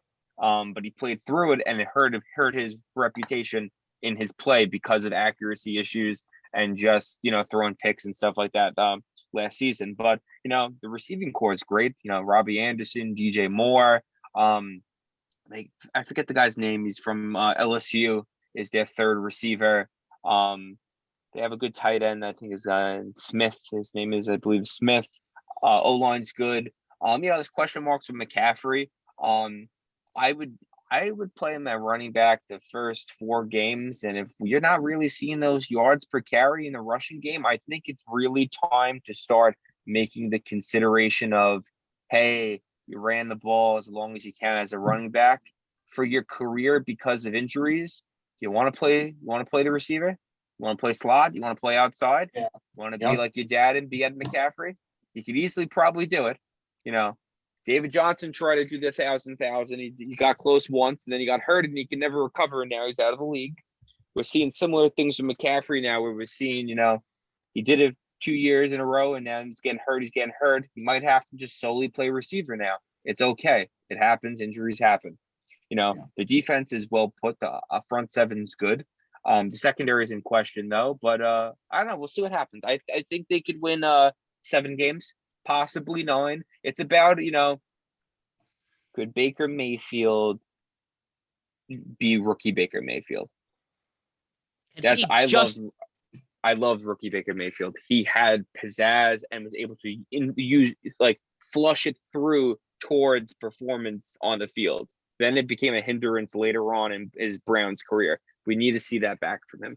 Can he justify all the commercials he's in?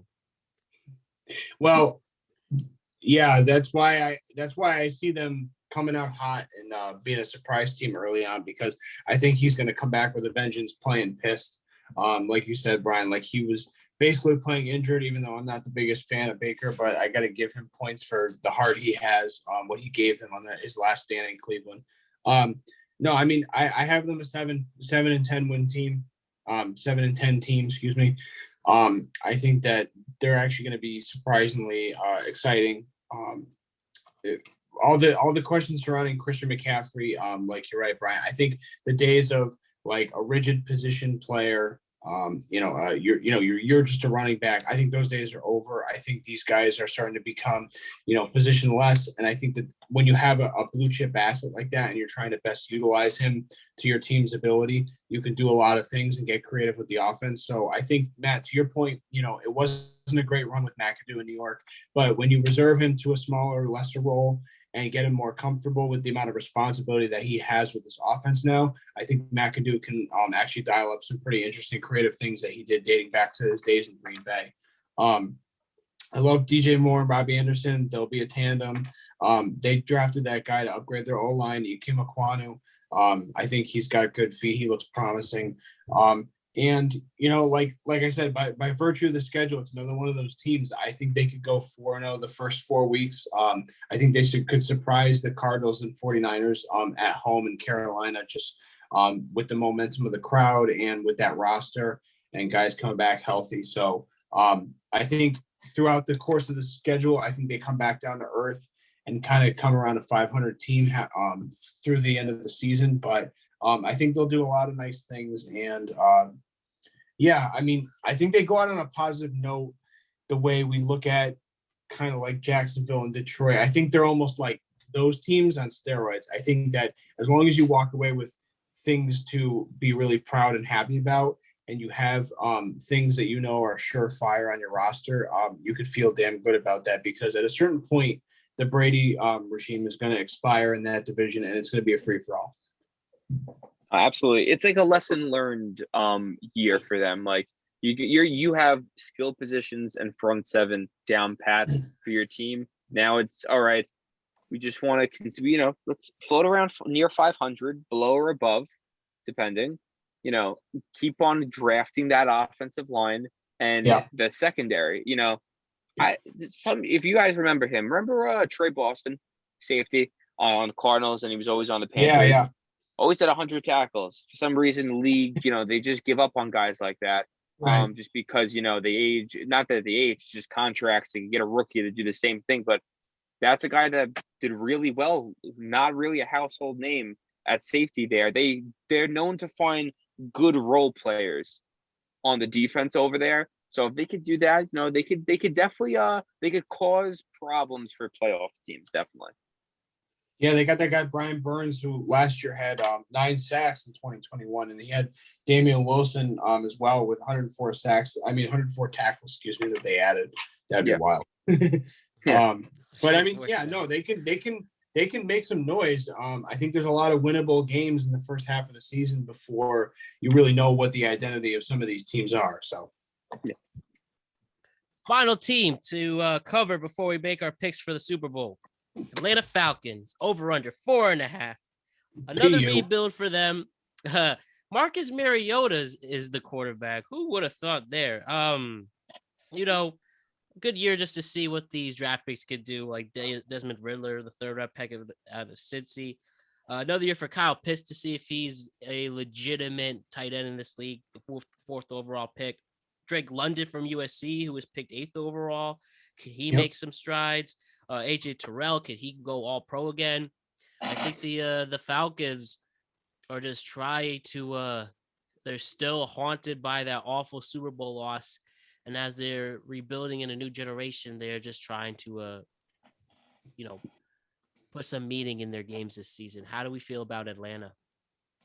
4 wins. I think Mariota won't. I think Mariota will have like a Teddy Bridgewater Denver year. Nothing crazy, mediocre. I think he'll start the entire season though. Just based on, I think they're going to try to tank and, get as many picks as possible. I also think he has a little bit more of a duality with to the run game as well, because they really don't have that a well-known running back. They have that guy Algier, if I'm pronouncing it correctly, that they drafted. That's supposedly going to be the bell cow guy. Receiving core is questionable. London is always hurt from college years, and the defense besides Terrell and Deion Jones, there's question marks across the board. So 4 games is generous. I should really be saying 2 or 3, but I think you might have some flashback games of Marcus Mariota in Oregon that might just shake some things up. Yeah, I think as long as they're a competitive team, that's all you can really ask from them. There's no secrets here. They're full rebuild mode. I hope for the sake of Kyle Pitts, you see some fun things out of him.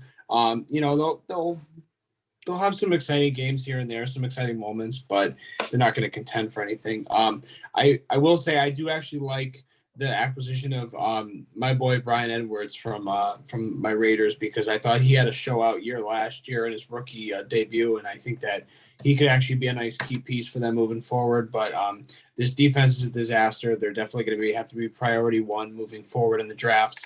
And when they do go after a quarterback as well, we'll see what Arthur Smith's made of. Not made up. I haven't made my mind up on him yet. I think that the team actually fought for him pretty strongly last year down the end of the stretch of the season. So we'll see what happens.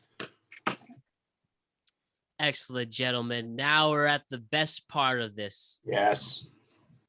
It's going to be on camera. It's going to be recorded on microphones. You want to have your viral moment? Make it here, right now. Tell me who's winning the AFC and NFC. Who's winning the Super Bowl? I'll start it off. Buffalo Bills are as perfect as a team can be on paper starting a season. Of course, anyone can get injured. Of course, things can go south. But when you have such comfortability on every single aspect of the game of football, And don't forget to take the foot out of football as well. This team should be winning the AFC finally. I picked up to win it, the AFC last year. They came up short, but I think that this is going to be their year once and for all. For the NFC, a wide open NFC especially. I think there's so many teams that you could be excited for. And you still wonder, the Rams, the Packers, the Bucks, to name a few, Eagles. I am going to go and believe that the NFC is going to be won. Oh, man. This is so weird because I've been so, I don't like to repeat myself. So I'm not.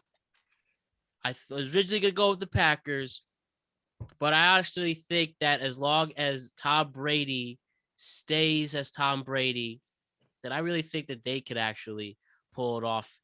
Give Brady his 10th Super Bowl overall, or he'd be his 11th. And wait, yeah, let me put that in 6, then 2. Yeah, it would be his 10th actually.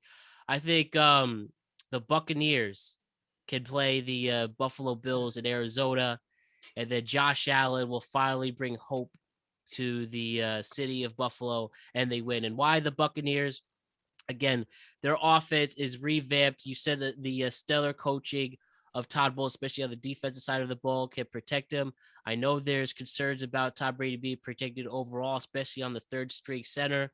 But if they could somehow hold it down, Brady can make quick throws, especially with Russell Gage being the secret to their success. We're going to see the Buccaneers and the Bills play in the Super Bowl, and the Bills are going to route them. I think they could win by like 23 points or 21 points. They could have like a 3-touchdown lead and kick their ass. So Buccaneers and the Bills, that's who is going to be in the Super Bowl, with the Bills finally winning the Super Bowl. Yeah, dude. I'm soaking it in.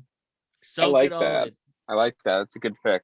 I can't believe I'm gonna do this. I'm actually crossing off what I was gonna put. So for the NFC, I was gonna put the Rams, just because I think they're the best on paper offensive team in the NFC. But I'm going the Philadelphia Eagles. I can't believe I'm doing this as a Cowboys fan. I think Philly might have the best all around team in the NFL right now. I think if Jalen Hurts plays between the 15th and 20th best quarterback in the league, it's just enough to get them consistent enough quarterback play to. This is just passing, rushing. He's a top 5 quarterback. We know this. Just passing alone, if he's at middle of the pack, I think that they're going to make a real strong push into the playoffs. I also think they're going to make a running back acquisition but either a trade or someone from free agency. They got Trey Sermon. They need one more pieces for depth maybe, but I think they're going to have an explosive offense that no one's going to be able to stop, and a defense that's going to be able to keep leads. And I think for the AFC, it's going to be the Buffalo Bills winning the AFC. Also one of the probably tied with the Eagles with best, roster on paper probably. Josh Allen, I hope he wins MVP, even though I think Aaron Rodgers is going to go 3 in a row just because it's an A-Rod. Defense is sound. The running back committee is my question mark with them because I don't really trust Singletary, and I don't know how much Cook is going to translate to rushing because I really know him only really as a receiving guy, even though he did rush. I feel like he's better as a receiver at the backfield, so we'll see with that. But I think for Super Bowl, I'm going with the Bills, though, over the Eagles. I just want to see it happen. I feel bad for Buffalo as a Cowboy fan. Like, that sucked. Like, come on. The fact that Jim Kelly didn't get a Super Bowl after working that hard, you know what I mean? All those boys. I feel like I think the luck is finally going to happen. I wish my man Cole Beasley was on the team, though, to celebrate that ring. But he's not. He'll probably get picked up by a team. But I think the Bills are gonna finally do it.